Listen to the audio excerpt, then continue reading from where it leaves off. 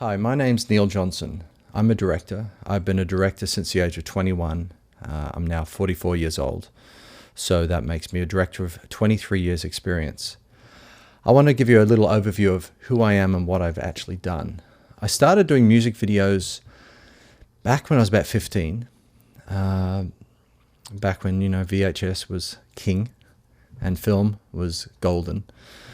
Made a few music videos, got myself into film school. Did film school for a couple of years, graduated, of course, and started working in the industry. I started working for a production house, doing things like television commercials, corporate documentaries, that type of thing. My experience in there was editing, doing camera assisting, sometimes script writing, sometimes makeup, pretty much everything. And I worked day and night, non-stop, 7 days a week for a couple of years. I mean, in that time I was trained, tutored, helped. I made a lot of mistakes, but I was able to, forge my career. At the age of 21, I got very lucky, and I firstly did some live directing for a big concert, because I was doing a lot of music videos for free. They figured that I had some idea about music. I was able to direct some live cameras for a big live concert. And this led to a little bit of ongoing work. And then I got a job as a director at a television station. And this started doing television commercials and other things. I got lucky. I worked my ass off. I got lucky in the sense that a lot of people don't make director for many years and have to slog hard and do everything. I made it very early on, and I had to learn on the job and become better and better and better. And I researched, I read books, I did everything I could for years and years and years. Then started working for other production companies, doing lots of music videos, lots more documentaries, thousands of television commercials. I mean, day in, day out, every single day, non-stop shooting. I always was really interested in doing drama and films and everything else. I would do a lot of short films on the side, and anything I could do as practice was always a good thing. I did my first feature film, I think when I turned about 30, Demons in My Head. Now, this movie was apparently the world's first digital film. I think this is 1997 from memory. I was running a production house at the time. I had access to a lot of equipment. I made the film for about $24,000. It was shot on digital Betacam widescreen, one of the first cameras that ever came out. I came upon the idea of doing it digitally because I couldn't afford to shoot 35mm film. And I'd done a couple of television commercials that had been blown up to 35mm. And they looked pretty good, so I figured I could do a feature film. I guess you could say I invested in the nonlinear equipment back then. So we were one of the first purveyors of online nonlinear editing systems. Nonlinear means you're not cutting tape, recording tape to tape. You're not cutting film like in the traditional ways, though I did cut film at one point. Nonlinear means you're ingested into a computer and edit it together. So I was always at the forefront of the technology back then, and so I just naturally felt I should do a film digitally and put it in the cinema. This wasn't a normal thing to do, and I was told I was a fool for doing this, and I was unprofessional. And this was in Australia, of course, where I was living at the time. Though I'm British, I was living there. And I was kind of looked down upon. Then all of a sudden, George Lucas, the man who did the Star Wars movies and Indiana Jones and a few other things, he turned up and he was scouting for locations for doing Star Wars Episode 2, and he had mentioned, has anyone heard of Neil Johnson? We wish to chat with him. We heard he did a digital film. And, this was kind of cool. I guess I was on the right track. So after that, I did a second film, To Become One. And because I've been screwed pretty heavily by distributors for the first film, though the first film had been very successful in certain territories, I didn't have a lot of money left. So I had $2,150 and I made my second feature film. And it turned out much better. After this, nothing really came of it. We'll go into details of what really happened afterwards on that film. We sold the rights to the film for $5,000 and doubled our money immediately. But, distribution companies go broke. We never got that film properly released until later on. By this time, the press and media were taking a lot of interest in what I was doing. Fangoria magazine did about 4 pages on my second film. Hollywood Reporter and tons of other independent film magazines were starting to do articles on me, which was really nice. But my career wasn't really going anywhere. Music video wise, I was going really, really well, making a lot of money, but the movies weren't really taking off. So I decided to do a science fiction film called Battlespace. Now, science fiction is really what I'm interested in doing, and it's what I love doing. So it was exciting to do this, and I went to the United States and shot this.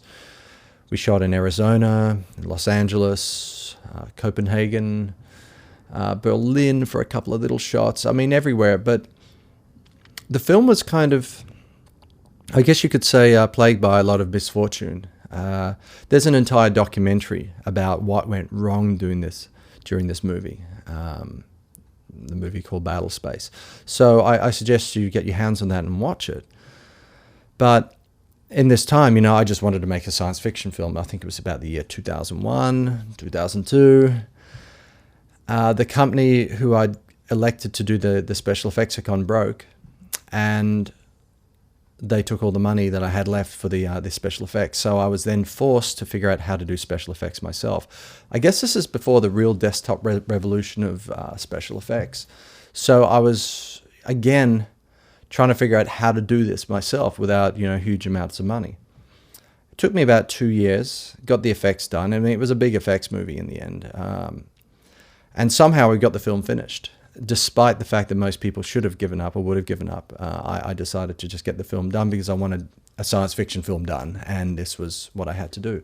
Film got released. I think it cost about $35,000 in the end, though, we had huge amounts of money promised and nothing ever came. We made good profit on this film, and, I will go into detail later about how that happened. And the film got released, and it got panned, of course, by critics, but it's okay because the film made a profit, was allowed me to move ahead. Now, because of the digital revolution, it really kicked in, and high definition started kicking in. I had shot that movie in high definition, by the way. Really wasn't a common format in 2002 or 3. I was doing everything high definition, and I decided then to take my first 2 films. I shot an extra, 20 minutes for each movie. I renamed the film, recut them, blew them up to high definition, and re-released them. And those films were called Nephilim and Bipolar Armageddon. So they kind of told the same story, but kind of not. And what I was really planning to do was trying to bring them all into the same universe. Being the fact that I do science fiction, I had a certain universe created. So I was able to introduce these movies slightly into my my universe, shall we say. And it worked, pretty good. The films looked good. They were amusing. I wouldn't say they looked, great or special, but they were just nice to get these films remastered and re-released. I wasn't as proud of them in the original format, so doing a George Lucas, of course, I wanted special editions of these films. And as I said, they turned into new movies, so I renamed them, and they're out in the marketplace, and that made me very happy. After that, I was still having money come in from my film Battlespace and making a bit of a profit, doing music videos, making profit from these things, doing some of the biggest high definition productions in Europe, and we're talking big live concerts with every available high definition camera that ever existed in the whole of Europe at the time, 2005.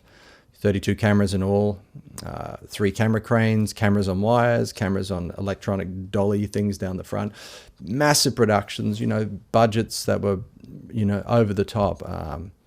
One production was basically €500,000 spent in one day, and it was nice. It was good fun. And I was the guy behind all this. I was the guy who did all the live concerts and for all the heavy metal acts in Europe and stuff. It's a nice reputation to have. Then the market decided to bottom out in the music industry because of all the downloading and all the other bad management and the inability of record companies to foresee the future. The budgets for music videos dried up, and pretty heavily, and that left me rapidly running out of money. I sold one of my houses. I made a film called Humanity's End, a bigger science fiction production than what I'd done before, and it was my first Los Angeles movie, and it was, a big Hollywood production, and it looked pretty good. Again, reviews were not always pleasant, but I didn't have the budget of a Star Wars movie or a Star Trek movie or anything, even a Star Trek television series. I did Humanity's End for $143,000, which is a lot of money, but it's not really a lot of money in the movie world. And, it had a lot of special effects, always relying upon that sort of special effects thing, which, it's what I did. It's what I was good at. Film got released, again, did a little better in the marketplace. But the market, of course, for movies started to go as well because of downloads and everything else.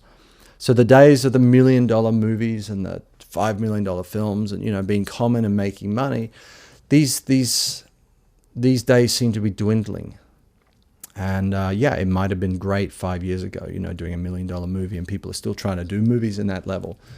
But in my opinion, and it's only my opinion, it's nearly impossible to make a good profit from $1 million movie. Yeah, maybe $6 to $7 million, you can make a profit if you market it right. But $1 million, very difficult to make a profit. Whereas, even on my paltry, $150,000 budget for Humanity's End, can I make a profit on that? Who knows? By the way, when I say budgets, I'm not including my own wage. Obviously, I'm not a cheap person, but when I'm working on my own productions, I work for free. I work on somebody else's productions, I charge a lot of money. So if I was ever to account for my wages and my hard work every year, well, you can add a couple of $100,000 to the budget, and that's an honesty. So I'm just telling you what I got it in. Got the film in for cash wise and released without paying myself. So running out of money, 2007, 2008, 2009, 2010, desperately trying to get things written and produced. I realized that the movies that were making a lot of money were these big Hollywood blockbuster movies, and the films that imitated these movies also seem to do very well. So I realized that maybe there's a new niche market for me. Obviously, I do science fiction. And this took me to the point where I had to do the movie Alien Armageddon. And I made this film for $27,000. So what this course is about is to tell you how I made this movie. I'm not going to tell you how you can do a movie for $27,000, because unless you're me, you're not going to be able to do exactly what I did. However, you might be able to do a movie for $12,000 or $10,000 if you're clever. You might be able to make a movie for $50,000 and sell it and make a profit. The point is, you can listen to me, you can learn how I did it, you can apply whatever skill set you wish to the project you're doing. And if you can learn just a little bit from me, if I could save you $10,000 on your budget, then this course is worthwhile. The reason I'm doing this course is not that I'm teaching because I'm not doing. I'm doing all the time. I'm busy working as a director. I get a little tired of people asking me how I did it and wanting me to teach them. And I don't have the time to give. I don't want to be rude to people. So, rather than that, I said, look, here's a course. You want to pay, some money for this course, that's fine. If you want to learn, learn. If you don't want to learn, don't bug me. I'm busy. So that's really what I'm here for. I'm not just a teacher, and I never will be a teacher. I'm an honest person who likes to tell you everything exactly how I did it. And as I said, my way is not the best way sometimes, but my way is my way, and it works for me. You see how I look, I kind of look like a rock star type person. The good thing about my life is that I can look any way I wish and do whatever I want and get away with whatever I want, looking how I look. Because I look how I want to look, and I do things my way, and it works. And I'm still working in the industry. It's 23 years as a director, still getting paid as a director. Of course, I'm experienced with camera, with lighting, with costume design, something I really enjoy. Editing, sound. I know every single facet of filmmaking. And I do this because I have to know as a director. The days of a director just standing back and studying like this, I think these days are gone, in my opinion. I think, directors should be more hands-on. I do everything in my movies, and I know what I'm doing. And I don't claim to be anything else. I don't claim to be this, or this. I can't sing. I'm not a musician. I don't do anything else but make movies. And that's about all I'm good at. So you want to learn from me, you can learn from me. I don't have a day job. This is all I do. So please enjoy the ride.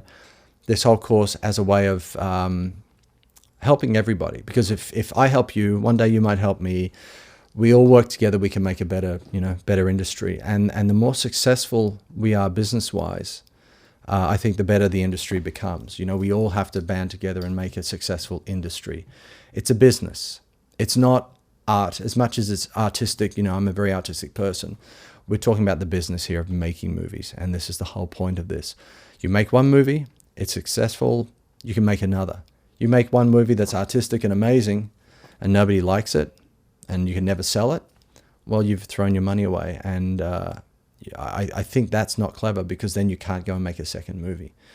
It's all about continuity of art, and all about business and not getting screwed. I've been screwed. I've made every mistake on the planet, and that's why I'm here to sort of tell everybody else how I fucked up. And I am who I am. If you don't agree with me on some points, that's okay. As long as you take something away from this course that might help you, then I've done my job.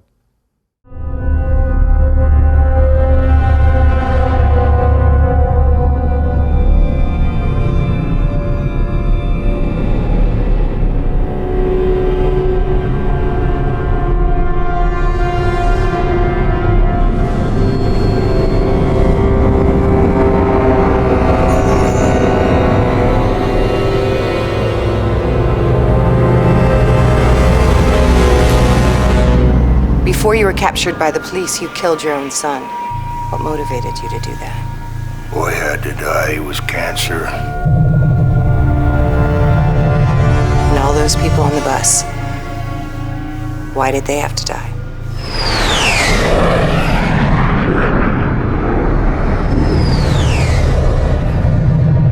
Jimmy Patrick. Good home. Nice manners. Why did he have to die?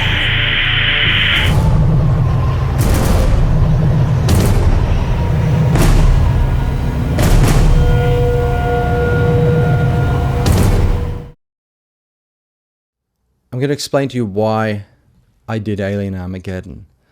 As I said previously, there's a new type of movie out there. Well, it's been done for a long time, but I remember there was a movie called Battle Beyond the Stars that came out, and it was basically a ripoff of Star Wars. And this movie is still celebrated today as a great ripoff or mockbuster movie. So what I did, I googled hot movies for summer of 2011, or cool movies, or movies coming soon 2011. And I came up with a series of films. It seemed to be that alien invasion movies were going to be popular. We had a movie called Skyline. We had Cowboys and Aliens. And there was a Battle LA movie coming out. And, I realized that alien invasion movies were going to be popular on TV. We had shows like V, being rebooted, another series called Falling Skies. So alien invasions were cool. Alien invasions were cool, and I really felt that I should do one of these because I love doing science fiction. I guess I was looking at the fact that whatever movies are going to be around or going to be popular, it's got to be something that I can live with and enjoy and be proud of. So that I could have done a date movie or a romantic comedy or something else, but I really love doing science fiction. I figured that science fiction movies are going to be hot, and obviously alien invasion movies are going to be hot. I need to do one, and that's okay because it fit in nicely with my universe. I'd already done a whole bunch of movies in a in my universe, basically showing a race of aliens invading the Earth and being involved with humanity and trying to wipe them out. So I realized that it was prime time for doing a movie set in, the year 2012 in Los Angeles about the first Nephilim invasion of the Earth. Now, I'd conceived doing this movie, I think, back in the year 2000, and always put that on the back burner. I thought one day I'll do it. I always have these ideas, and it's sitting there in a drawer. I have a list of, movie things I want to do.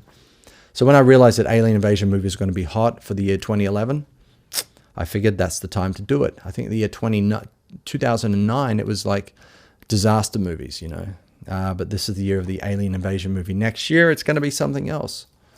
And that's okay. You just have to know what's cool.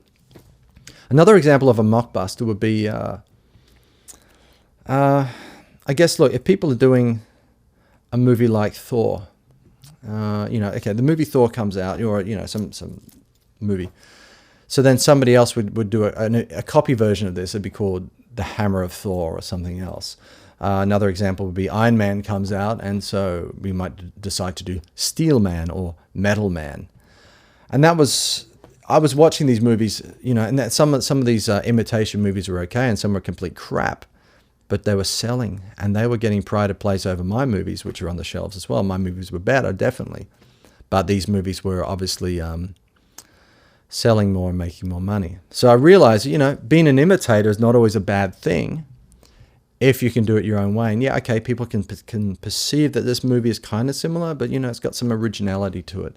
That's sort of the direction I was taking with doing a mockbuster. But honestly, if you just want to make money and just get a movie done, do a complete rip-off. And yeah, obviously don't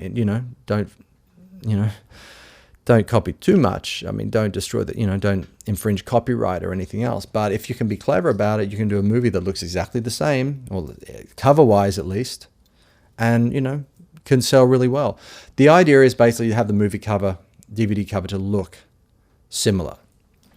And the person who goes into the the DVD shop or is now online looking, they see something that kind of looks like that movie that's coming out, but it's not really the same, but it's in the same vein. I can't wait to see that. I'm excited for this movie. I might rent this instead. And that's what you want to do. You want to be making people tempted to take the movie instead of your movie. Sometimes it could be, somebody buying it for their friend or whatever else. And they kind of say, oh, is that the movie? I'm not sure. I'll just buy it. And, people don't always know. People aren't always well informed. So it's kind of a little sneaky, but, if you can make a good movie, yeah, okay, it's not going to be the big blockbuster they expected, but, at least you can entertain people. And that's when the art comes into it, is trying to be clever with it. So always choose something that's going to be coming soon, that's going to be hot. Like I said, being the year 2011, disaster movies are out right now because they were done and done to death 2 years ago. So if you do a disaster movie right now, you're probably not going to sell it.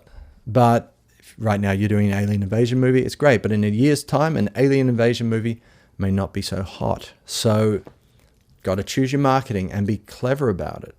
It's all about timing. Now, you got to time this film to be released, I'm going to say 6 to 8 months before that movie hits the cinemas. It used to be, okay, your movie's available on the shelf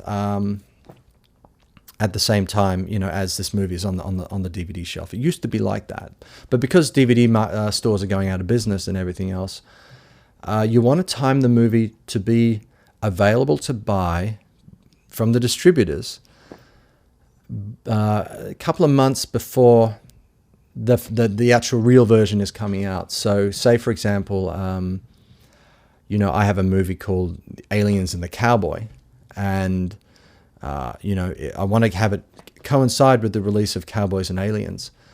What I would do is probably have that movie ready for sale in January or February of the year. Maybe take it to the Cannes Film Festival, the Cannes Film Market, and say, I have this movie called Aliens and Cowboys. And they go, oh, that looks very similar to Cowboys and Aliens, which is coming out in July or August. So you've got that sort of time period, about 4 months. They got a chance then to buy the movie from you, package it up, master it, manufacture it, and get it onto the shelves. So basically the day that Cowboys and Aliens movie would be hitting the cinemas, your DVD is on the shelf in the store to buy as a cheap sell-through, or it's available to buy online or anywhere else. And that's the idea. You want to plan to have that movie released basically on the shelf the day of the film premiering in the cinemas. And that way then you can keep recouping after that as well, once it comes out on DVD or Blu-ray or whatever else format it's going to come out on. You can keep recouping after that, but you're going to be ahead of the game. That's why you got to plan at least 1 year ahead now. You have to be really clever about this, really plan and really know what's coming and really understand the property. And I mean, you don't need to know the script of the film. You just need to know the theme of the film. Okay, is it a Wild West with aliens? Is it, this? Is it that? It doesn't matter. You just got to know what's coming.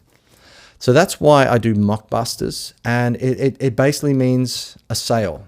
And sales are important because, as I said, you can keep making movies. You can repay your investors and everything else. It's really being clever about it and planning, researching as much as you can before you make the movie. Film markets. Film markets are places where people go to buy and sell movies. I want to give you examples of what film markets are in this planet. We have one called the American Film Market, which takes place every year, usually about November, in Santa Monica in California. There's another really good one, which is it's coupled to the Cannes Film Festival in France. It usually happens about May of every year. It's called the Film Marché, Film Market, and it's coupled with the film festival because while people are watching movies and having the glamour, there's another side where people are buying and selling the movies, and that's a very good market also to attend. There's also things like the Berlin Film Festival and other movie festivals that are some of the big ones where deals are done. The point of a film market is not to pitch a movie and try and sell it. A lot of people try that. The point of a film market is for buyers to buy the films and for sellers to sell the films. You can learn a lot from film markets. It's not cheap to attend these sometimes, but if you attend them, you can walk around and see what people are selling, see what people, see how people package their stuff, look at the crap they're selling. A lot of the films are crap. A lot of shitty movies are made and sold at these film markets. And these are all the B movies and C movies. And also you can see how some of the bigger films are being marketed as well. And you can see where people are putting their money. Now, the advantage of going around a film market, I'm going to tell you the things I learned. My first two films were more horror-based movies. And, I was lucky to get these films, sold in the market. The first film market we attended was AFM. I remember we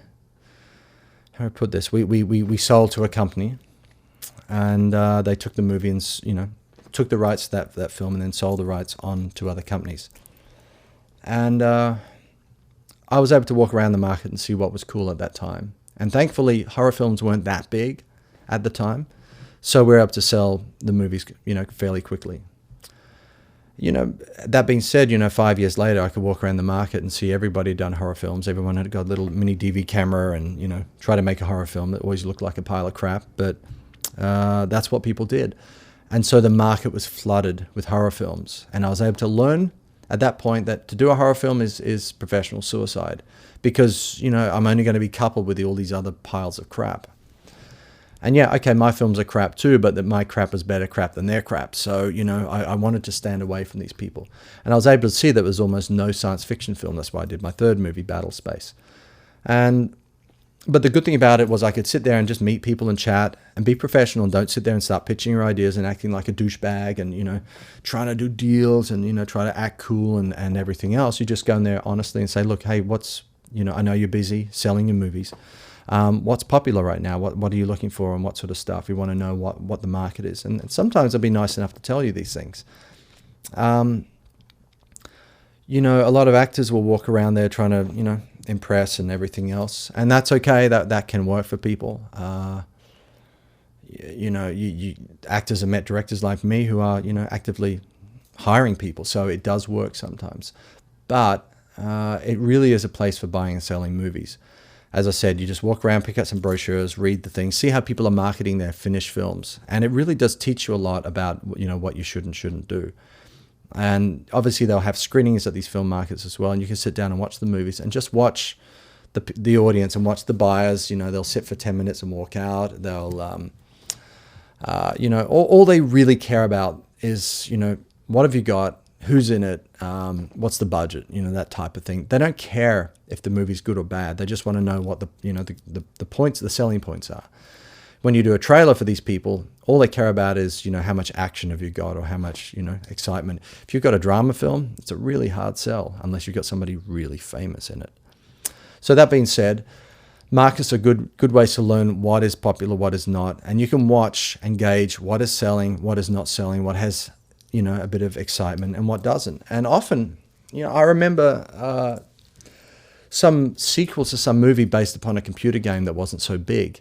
And this is the big buzz of the film market. The film was never great. It never got great reviews. It was nothing special. But somehow it was a big buzz at the film market. And they sold a lot of territories and made a lot of money. The film was really atrocious. But it's because it was based upon a video game, because it was cool, hot, you know, exciting, had that sort of vibe going, it did really well. You know, there are other better movies than that weren't selling because they weren't marketable. And it's all about marketability. You will learn everything by walking around the film markets of what to do and what not to do. You'll just look at this and go, ooh, that looks terrible. I hope I don't make a movie like this. And often you've got a film in your head that is exactly like that piece of paper, you know. So it's research. It teaches you a lot. And yeah, it might cost you $1,000 or $2,000 to attend these things. It's worth every cent, I tell you. Worth every cent.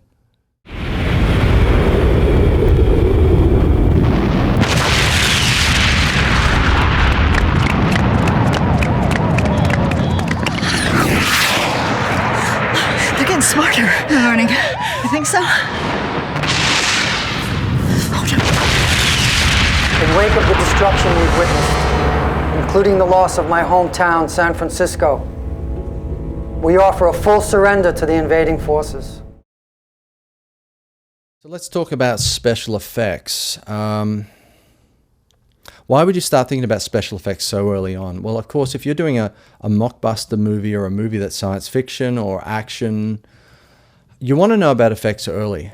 You want to know what tricks you can do and what you can pull off and what you can't pull off. For example, you want to blow a car up. Well, you can either pay for it to be, you know, blown up for real, or you can learn how to do it electronically. Yeah, maybe it won't look as good, but at least you get it done. So what I would recommend you do is go onto YouTube and, you know, look at special effects, indie movie effects, that type of, you know, thing. Do a search under that. And there's a lot of people doing little tutorials on how to do special effects in movies, you know, cheaply. And these can obviously be done on your home computer now. So there's a ton of research you should do about that. Another place that's really important is videocopilot.net. Videocopilot.net. Now, this is a great site. It has all these amazing tutorials on special effects. It's one of the secrets, by the way, that I'm now revealing to you. They're all free tutorials. They also sell a lot of extra stuff there, which I do recommend you buy, A, to support the site, B, because it's got really good content, and you know, it's worth investing money into people who are doing good things, and it helps keep the tutorials going. So, you know, if you want to invest in these people, 3 to 5 years time they're still going, that's a good thing, because when you come to do another film and another film, you want to see what effects you can do that are cool. So you go onto one of these websites, you see, wow, you can do a shot where you can put a guy's gun to his head and blows his head off, you know, that type of thing. Or you can do a meteor crashing into the ground or whatever else. You find out what is cool and what you can do fairly cheaply, and you watch the whole tutorial all the way through. And you say, that's pretty easy, I can do that. So then you start working on your script idea and say, okay, well, I know I can do meteors. I know I can do exploding heads.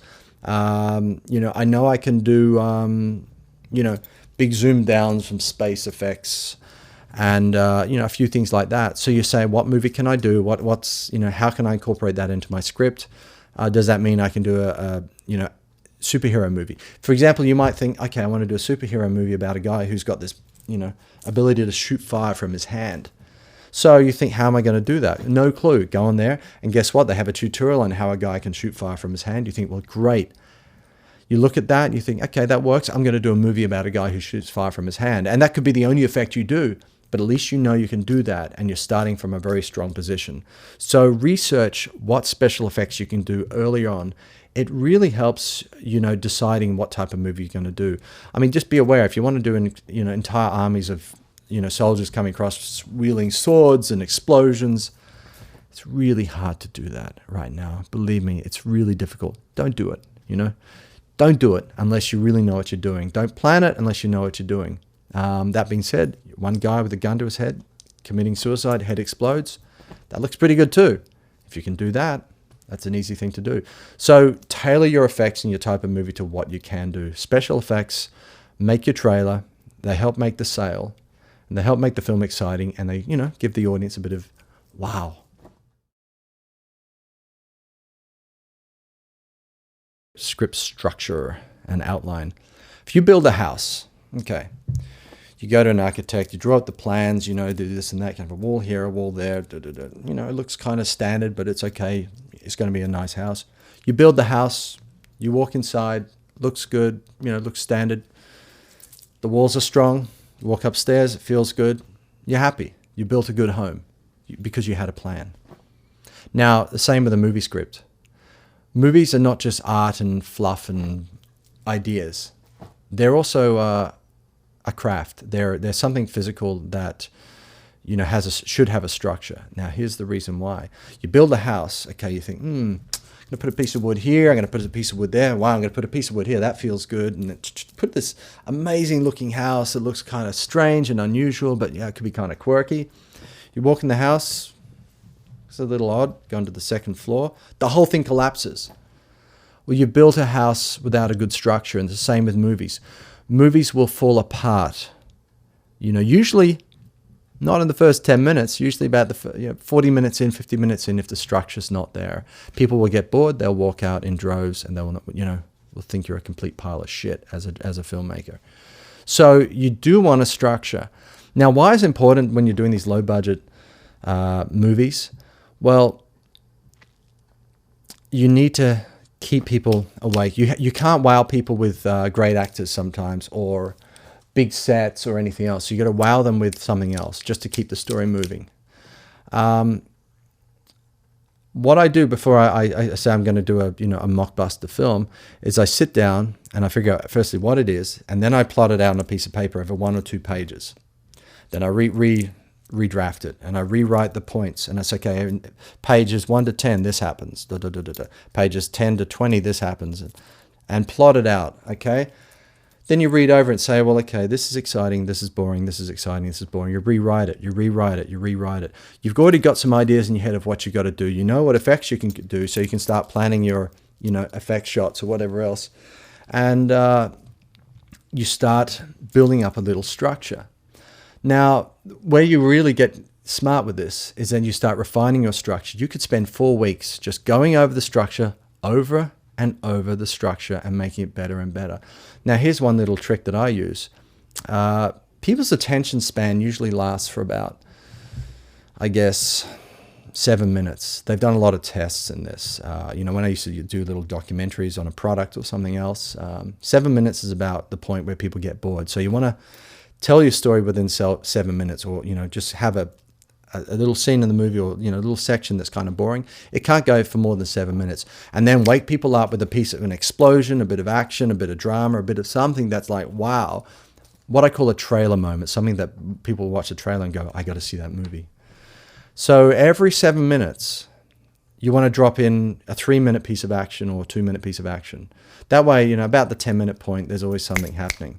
I usually work on 7 minutes. You can work on 5 if you want. Just depends on how your story structure is.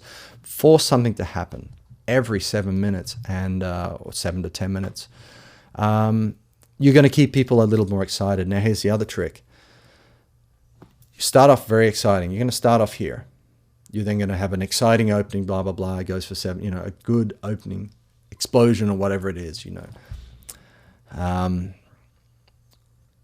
The next action sequence might be a little lower than that, but then here. But start building it up again. So the time you get to the climax of the movie, and you're up here, you're higher than the opening sequence, or about the same. So basically, you're bookending with two major effects moments, or action sequences, or drama moments, or whatever it is. You're bookending with two major things. Make sure you got a nice one in the middle to keep it wow. And in the meanwhile, you have some good, strong points all the way through. It's all about structure in these types of things, because you just don't want to bore people. Another thing, when you're doing your structure, plan the script to be about 90 minutes. Now, if you haven't written a script before, well, there's ways of, formatting and everything else, which we'll talk about later, but there's reasons why movie scripts are done in a special format. It's because you time it out 1 minute per page, and that's the idea. 1 minute a page. You know exactly how many minutes your movie's going to be on average. So a 90-page script is going to be 90 minutes, and that's a good timing. Beware when you want to sell a movie that goes for 2 hours. Unless you've got a big budget, 2 hours is pretty boring. 70 minutes, too short. People want to pay money. They're not going to pay as much money for a 70-minute movie as a 90-minute movie. So try to hit 90 minutes, and your life will be good. That being said, I've always had problems going one way or the other. So, that's where editing comes in. But like I said, structure is everything. And, I really feel that's more important than sometimes in the dialogue. And some people may disagree with me, but I believe if you have a good structure, you're going to have a good movie, regardless of how bad your dialogue is.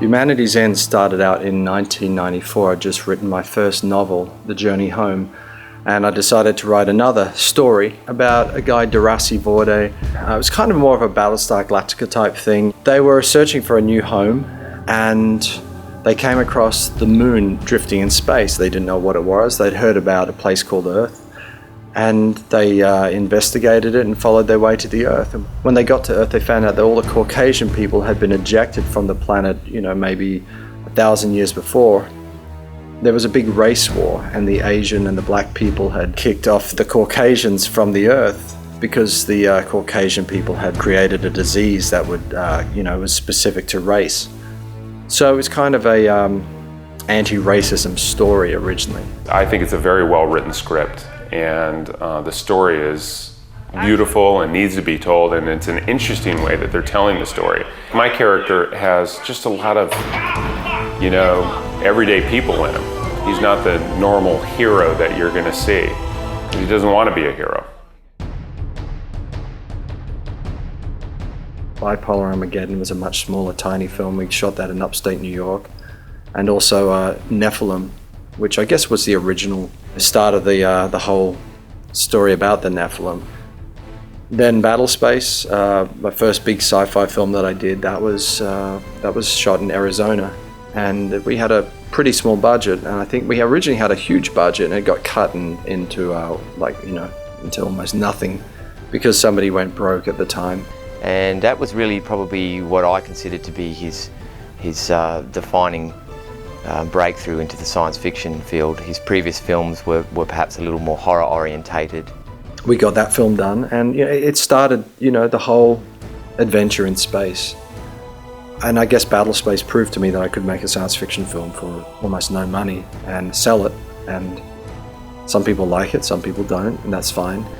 It was then that Neil decided to mount a much larger and bigger scoped film with a higher budget. And this became what we now know as Humanity's End. And this was going to be bigger and better in all ways than his previous film. You finish your outline. Your outline looks pretty good. Maybe it's 5 pages long, 10 pages long, it doesn't matter. It could be 20 pages long, or 40. As long as your outline is there, and you can just tell everything that happens in the story. And you by this point, you'll have some sense of the characters and everything else.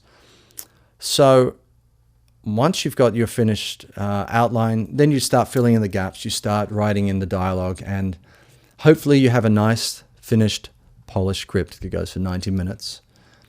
And, you can read over it and say, well, this is not bad. This would be a good movie. How do I do it? Okay, here's the problem now. You might read through the script and say, well, can't really afford to do that. This is when you start doing your budget. You start writing up a budget, basically. And I'm going to give you a budget overview later on. I guess the most important thing at this point now is location. You look at your film, okay, you got 50 locations. That means, putting your crew into 50 different places. How can I tidy this up a bit? How can I put, the bedroom scene here and this other bedroom? Maybe I should put them together. Maybe we could shoot both of these in the same location.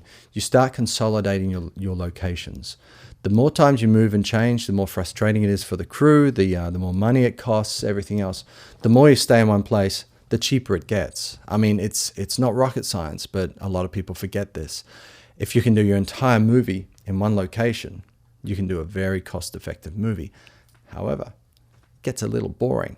So make sure that, again, if you're going to have to change locations, make sure the last part of the movie is definitely in a different location that looks the best.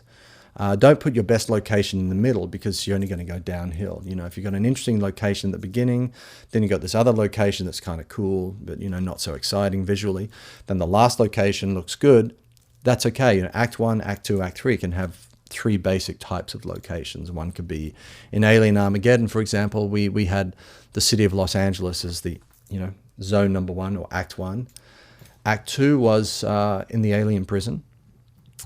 And it was all basically the same prison, kind of redressed. And Act 3 was out in the desert.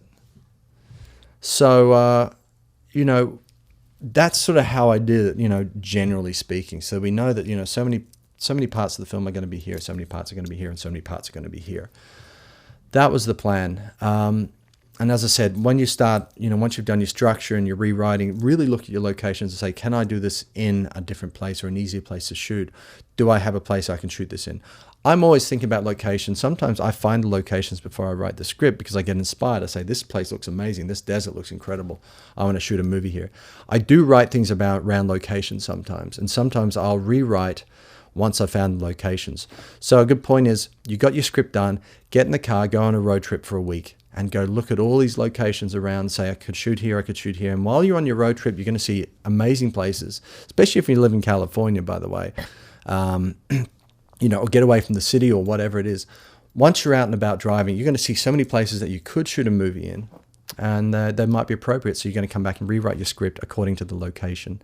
And that will change the dynamics of the script. It might give you better inspiration. It might give you many ideas. And that's sort of how I look at it, basically, is trying to find, the locations that suit the story. And then if you don't find that, rewrite the story based upon the locations you have available. Location, location, location.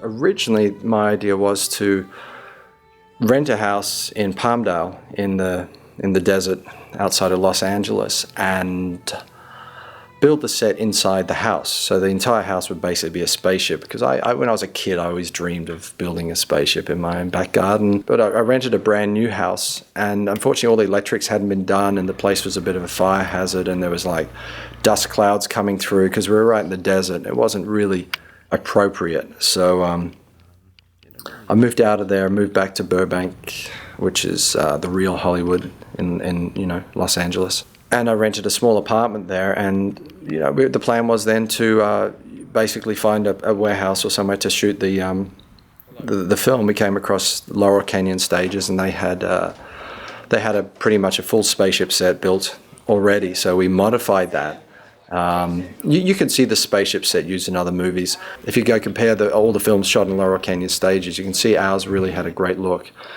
Obviously, that's attributed to our DP, Massimiliano. He really did some amazing things.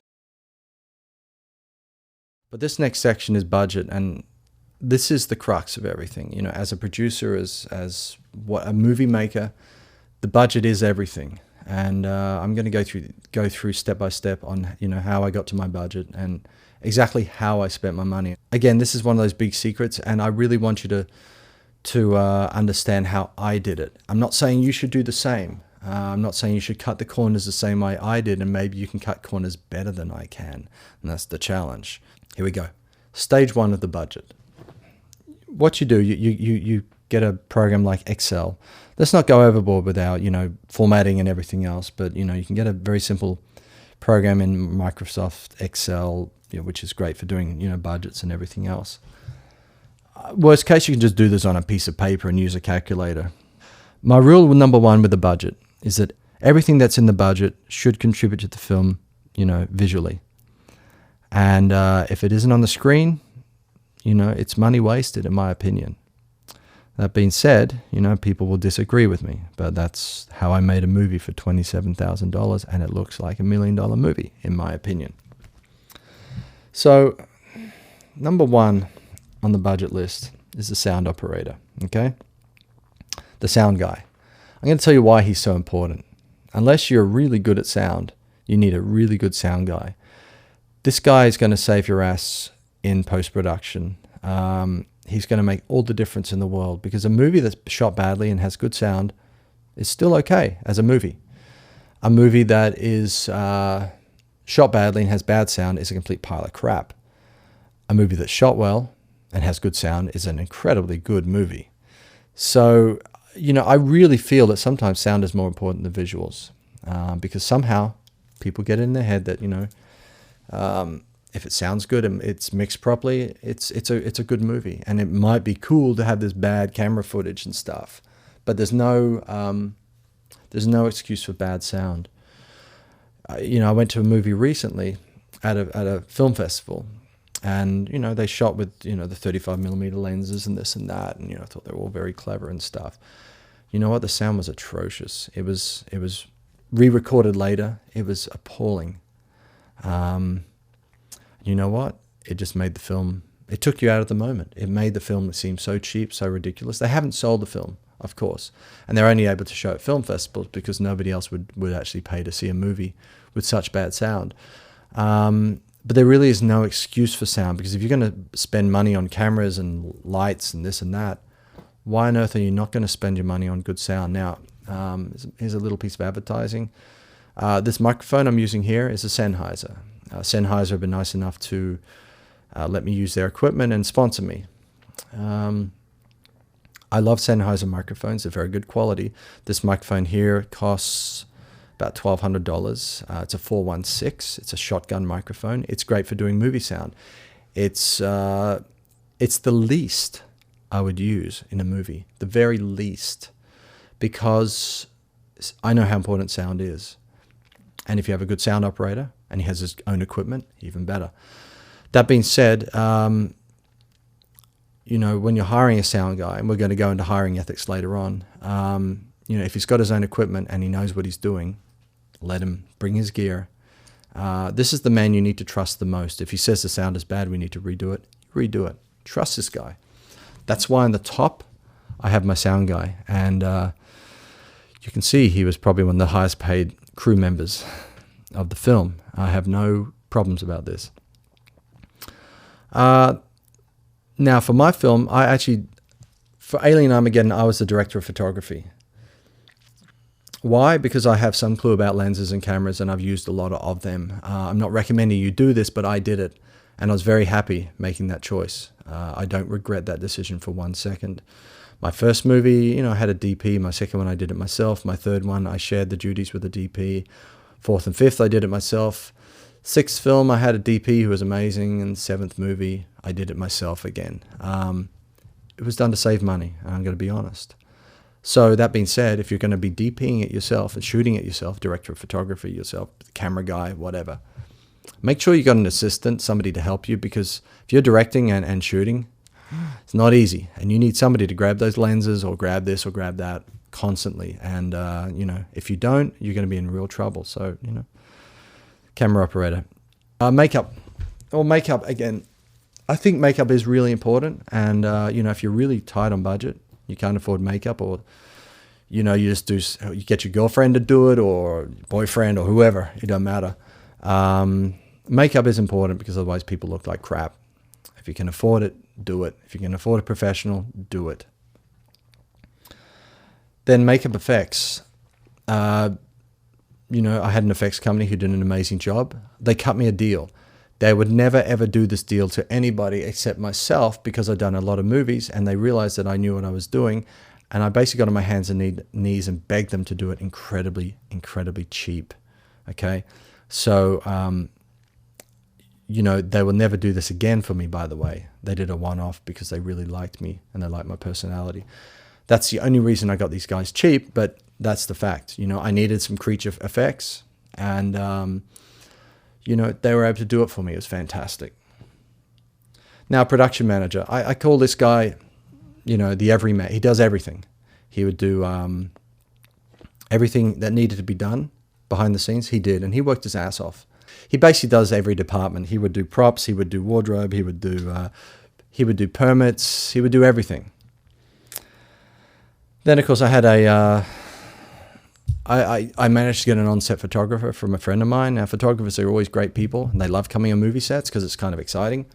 I got mine for free through a friend of mine. He's a great guy. I'm going to rehire him next time and pay him. So, if you make those little deals with people, you make promises, and they're good people, make sure you rehire these people next time. And this is what I got. Now, as you could see, that was pretty much all the crew. It's not a lot of people. But that's what I did. And as I said, I am experienced. But I liked the fact that I had a small crew because it was easy to manage and handle than having a big crew.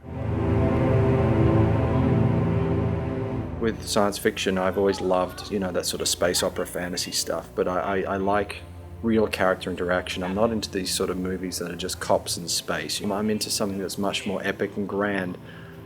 So when you want to undertake a film like that and you want to do it on a relatively small budget of $140,000, well, you've got to try to be a little clever with it. Because I've been a director for 22 years, I realized I knew what I was doing, and I knew how I could handle a budget like this and make it work for, make it look like $1 million on the screen. So I guess that's the clever way of making movies. I thought this was just going to be, another film that, everybody does a lot of this. It's hard to know what to expect because obviously the budget of the movie is very small, but Neil is very committed, and the crew is very committed. Now for the cast, we're paying everybody $100 a day. That's it. There's no arguments. There's no this or that, except with the sound guy. Maybe you got to pay him a bit more because you like sound people. I like sound people. I need them. They're fantastic. So maybe pay the sound guy a bit more, but everybody else has got to be on $100 a day. That's it. That's what I did. People like it, people don't like it. It's okay. You can't work for $100 a day. It's okay. There's a million more people out there you can get who will work for $100 a day. So basically what I did, once I had I guess you could say a finished script, I sat down and I worked out, okay, I need to shoot for 12 days. Now, this is how you figure out how to shoot, this is how you figure it out properly. But I realized I want to shoot for 12 days. So I looked at the script, and I did a thing called script breakdowns. And that's where you take the script and you say, we have 20 pages in location number 1. We have 3 pages in location number 2. We have 5 pages on location number 3. Now this can be done for you if you actually write your script in a program like Final Draft or other Movie Magic or other good programs. They will allow you to reorganize your script accordingly. So, but basically, what you do is you say, okay, I've got a total. You break your page up, your script page up into eighths, 1/8. So you say I've got 5 3/8 worth of pages and location number 1. You pretty much have to work it out mathematically. This is where you have to be mathematical. You need to sit in a room, sit down, be quiet, plan it out.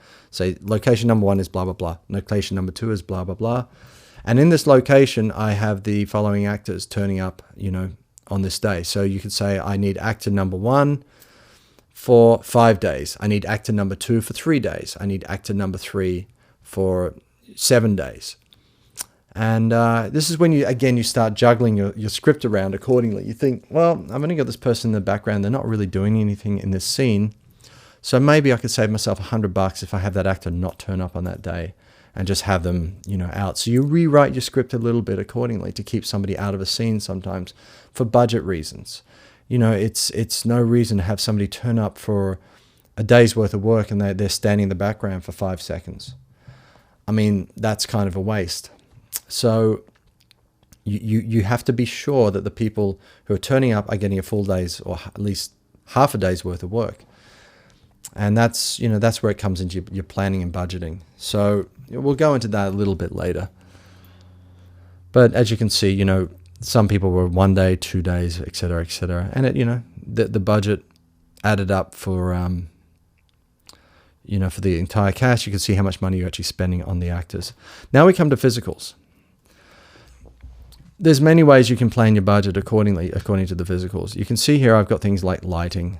Now that meant me going and buying lights. And that's why I had a budget for that. Luckily, I own a lot of equipment already. So, okay, you say, I need this, I need this, I need this. Every movie you need to buy something for. But sometimes you already own the equipment or you have something in your arsenal which you can bring on board, and that's good. That's a cost saving. But obviously, I spent this money on this money on this. And this is really what I spent. Food is another one that you've got to be clever about. Don't skimp on the food, but don't overdo the food. Don't put a bunch of piles of candy everywhere in the mornings and, this and that, because people are going to eat all the chocolate and get a sugar rush. So you want to be a little bit careful about how you plan the food. Don't have food around until they're ready to eat, because people will, when they get bored, they'll just go start snacking on food. They'll start eating your budget. And it'll always be the members of the crew who are bored who will basically end up eating all your food. So make sure if you get a catering company in, tell them, look, this is what we're doing. This is how many people we got, blah, blah, blah. Bring the food at the right time. Alternatively, send your production manager out to buy sandwiches or have people make sandwiches or whatever it is. Do whatever feeds people, but don't overfeed them, because overfeeding people makes them lazy and tired and builds bad habits. It's all about food. Of course, hotels, you're going to be staying in the cheapest possible hotels where possible. Props and costumes, again, you have to be clever. Beg, borrow, steal. Little pieces of equipment you need here and there. It's all in there. The movie, you'll see there, movie ranch. I actually rented for 1 day. It cost me, a couple of grand. I rented a movie ranch and I shot in this movie ranch. The whole reason of this 1 day was production value. I crafted the script so that, okay, we've got all this big, the last third of the film is going to be all visual and exciting and everything else. So I put in most of my, the third part of the movie was shot in this movie ranch. So in between, I was able to, do scenes inside cars in the darkness or scenes inside dark rooms that could be shot anywhere. It sort of broke it up a little bit so it wasn't a continuous flow of action. But it could sort of, gave you a nice breakaway from everything. So basically, Movie Ranch is a place that, I guess it's like a big open ranch where they have movie sets and pieces of movie sets and stuff, sometimes just empty fields. It's a place you can shoot without being harassed by people and say, I want permission to shoot here. You got permission. Just as long as you get a little permit, you don't have a problem. So that's really what a movie ranch is. It's great to do that, especially if you're doing big setup shots like I did. You can see in Alien Armageddon, we had this massive crane shot with, bullet hits and everything. The bullet hits are fake, by the way, and so is the spaceship and so are the explosions. But I had the girls run in there with all that chaos happening. You couldn't do that in a normal city street very easily, especially in Los Angeles where, people call the cops on you. So we basically did it in such a way that, okay, we're going to use this movie ranch, we're going to use the locations, we're going to maximize these locations and do some exciting pieces. So if you watch the third half of the movie, you'll see we go from action sequence to, talkie sequence in a car or in a dark space to action sequence to talkie sequence to action to talkie. And it paces it nicely, so you keep the action going. Don't waste your time. If you've got a massive big location that's costing you a couple of grand a day, don't waste time just doing dialogue. Do something physical in this scene. Show off the set. There's no point having this if basically you you're not utilizing it. Another clever thing I did once, a movie called Battle Space. I wanted a shot in Los Angeles, in the city streets. Of course, it's really hard to shoot there. It's very expensive.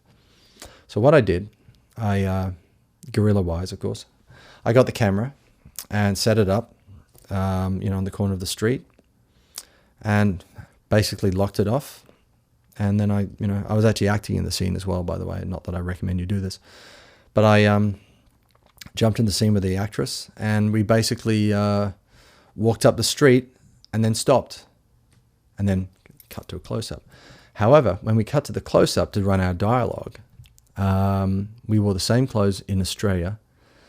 We shot in a little country town, and did all the close-ups. And because the background was out of focus, you couldn't tell if it really was the same place or not. And it worked really well. So you didn't know, nobody knew that we'd gone from, Los Angeles street to an Australian country town by doing it that way. But it worked really good. We didn't need permits, and it was done cheap. But we maximized our location in Los Angeles because we were only there for a couple of hours. So that's how we could do a whole scene in Los Angeles on the street. And, it's a clever little way of doing things. Everything you see spent, let's put all the money into these alien soldiers because, we only had 2 of them. But you know what? Reuse them over and over again. I'm not going to put money into something that is only going to be seen on screen for 5 seconds. If I'm putting money into something, it's got to be used in the movie time and time and time again. The real challenge was in the Nephilim outfits, which were basically, the order was that I had to put together 4 Nephilim warriors from basically bits and pieces, leftover items from the previous films. We had all the costumes shipped over from Australia to the States, and I began work on converting all the outfits into something that looked a little more special for the film. Now, post-production, you're going to see it's not really a lot of money. I didn't pay an editor. I did the editing myself. Now, if you've got time in your hands, I recommend you go and learn to edit. Again, we'll cover that later on, but that's kind of how I did it, and that's why not a lot of money was spent. And then you can see the luxury items in there, which, some things we obviously opted to do and some things we didn't opt to do. But, you've got to prioritize and say, what is important, what isn't important, and what is contributing to the visual look. It's nice to have a nice gourmet meal for everybody, 5-course meal and everything else. That's really nice. But you know what? It doesn't make the film look better. So don't blow your money on that. Just give them sandwiches. And you think I'm being an ass and a tight producer? I am. But we're talking about low-budget movies here. Make sure people are fed, but don't overfeed them. Don't overdo it. We're always going to come back to budget, by the way, and I'm going to be more specific about some items later on because all of this is about how we did it for the money. And the real secrets are in the details here. So even though I've gone over budget very, very generally, we will be more specific later on. I'm going to talk now about casting, whichever way you want to say it. Finding your actors and finding your crew. Now, this is a very, very important thing. This is one of the most important points. And again, I call this one of the big secrets. So, a couple of ways you can do castings. If you have a home, you can have the people come to the house and have a little video camera set up, and every 20 minutes, 30 minutes, the actor comes in, they read the lines, and they walk out and they shake your hand. It's a little sleazy sometimes, if they come to the house, if you're a guy and, hey, baby, you ask the actress to come around to your house. It looks a little cheap, and it can be a little daunting and a little sleazy sounding. So if you have to do that, make sure you got a female beside you the whole time. Say, look, we're casting out of my home, but, I just want you to know I have my girlfriend beside me, or one of my producers is beside me, and you can, just have a girl sit beside you the whole time. She'll also be present as well. I didn't want you to think this is some sort of sleazy thing. Make sure you tell people about that because Hollywood especially the industry is full of people who want want to appear like they're somebody special, important, powerful, and everything else. Yeah, they want to say they're a filmmaker, but they're not willing to actually, put the hard work in. And often they're just doing movies or doing short films, especially, so they can get laid, or that so they can appear more important than they are, because they have some ego problem. And there's a lot of people out there doing this. And, you know, if you want to go get laid, don't do it as trying to be a producer. It's not going to work, okay? Because people can sniff you out a mile away. You want to talk big and everything else, that's nice. But it doesn't work when you're actually trying to make a movie. You'll end up shooting yourself in the foot and getting a worse reputation than what you had when you started. So don't be a sleaze. And, you know, this works for guys and girls. You know, I've seen this happen both sides, you know, where girls think they're powerful and good looking and you know, important because they're a producer. And they you know, trying to swing their ego around the room, and it's kind of embarrassing. So, you know, if you want to get laid, this is not the course for you. I'm all about being legitimate to people and making people feel comfortable, and not trying to get laid as a guy or as a girl. You know, not trying to whatever you have agenda you have secretly. If you do this, you're gonna get such a bad reputation. It's embarrassing. So there's two sides. There's people who are doing artistic movies because they love making movies and that's it. And there's people over here who think, yeah, I want to do a movie. They're not willing to put the work in and they just want to get laid. Okay? Don't be one of these assholes. Okay? Because in the end, you're just going to be an asshole, and you'll always be an asshole, and you'll never get anywhere. Talking big is not the same as doing something and being a person of your word. Okay, it's nice to see these big, successful producers walking around with a hot girl in their arm and everything else. But you know what? They worked their ass off to get somewhere. And suddenly they start attracting women because they're already successful. Talking big does not attract women. Talking big, you know, attracts other crazy people. And in the end, you're all just a bunch of crazy people. So stay on the good side of things. When you bring actresses in, make them feel comfortable, make them feel friendly. Make them feel welcomed. Make sure there's a woman beside you, you know, so that's like a group situation. And, you know, they'll start telling their friends, oh, this is a good movie, or these are good people, et cetera, et cetera, et cetera. So ethics are really important, because it's nice you can get one movie done, but if you're a complete asshole, you'll never do a second. And nobody will want to work with you again. If you do a good job, everyone will tell their friends, and the word will get out, and then all the other actors will come on board, and suddenly you'll end up with a good reputation and a good movie. You know, that's sort of the way I feel it should work. I've hired people sometimes, and this is sometimes happens to me a lot. I guess I won't say I'm a completely ugly sort of guy. I'm not the best looking guy, but I'm, you know, okay looking. I'll often have you know, girls come into my casting room. You know, even if there's a female beside me, they'll come up to me and say, they'll touch my arm or something. Usually they touch your arm here. I don't know why that is, but they just touch you here, or they're here, and they'll say, really nice to meet you, blah, blah, blah, you know. I really want this role, and they stare in your eyes like this, and they get that funny look. You know, I really, really want to do this role, et cetera, et cetera. This is really important to me, and give you that look. And you know straight away they're saying, I'll do anything to get this role. Now, let me tell you something. Sometimes those types of people have been good actors. Most of the time, their acting completely sucks.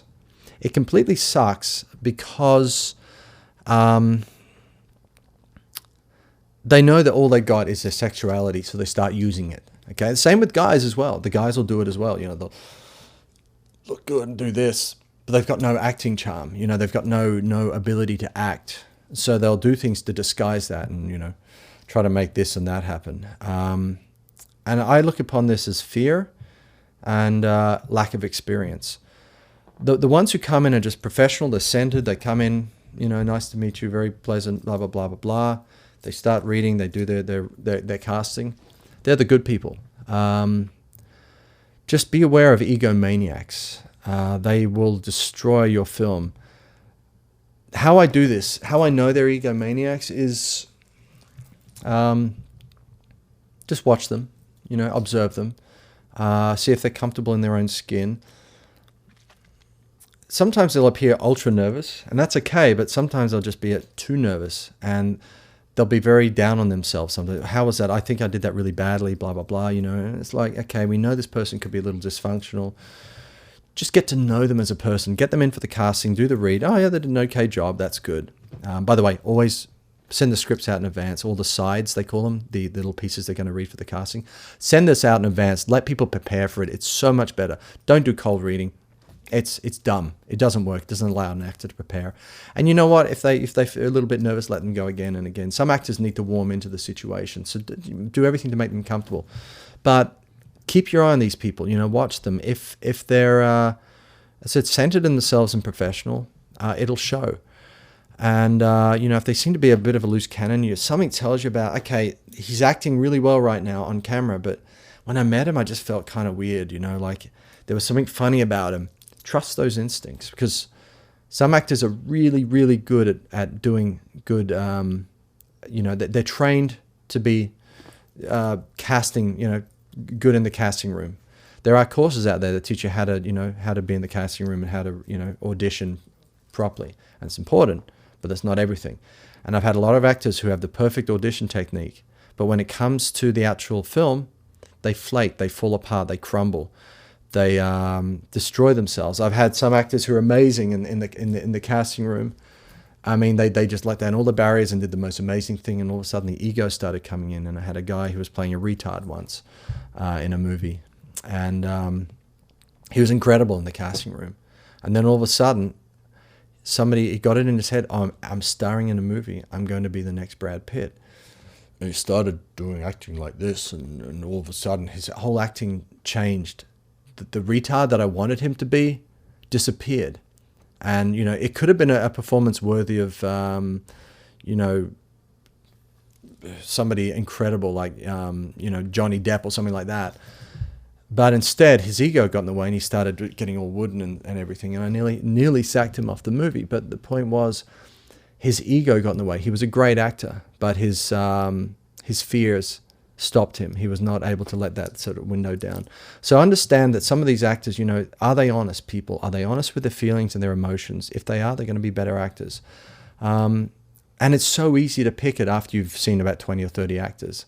Some people just have this magic when the camera's on them, and after the camera's off, they're still very nice and polite people. They're good people to have. Just be careful of the ones who are a little crazy and little, sketchy or nervous. You can't be sure 100%. Recommendations are also good. Look at their resume. Have they done a lot of movies? Have they done this? Have they done that? Call up the director. Say, what's this person like? So many of the directors will say, don't hire them. It's happened to me so many times. This person's a nut job. Yeah, they're great in the audition and blah, blah, blah. Or this person had too many demands on set. People will go on set and start making demands. I should have this. I should have that.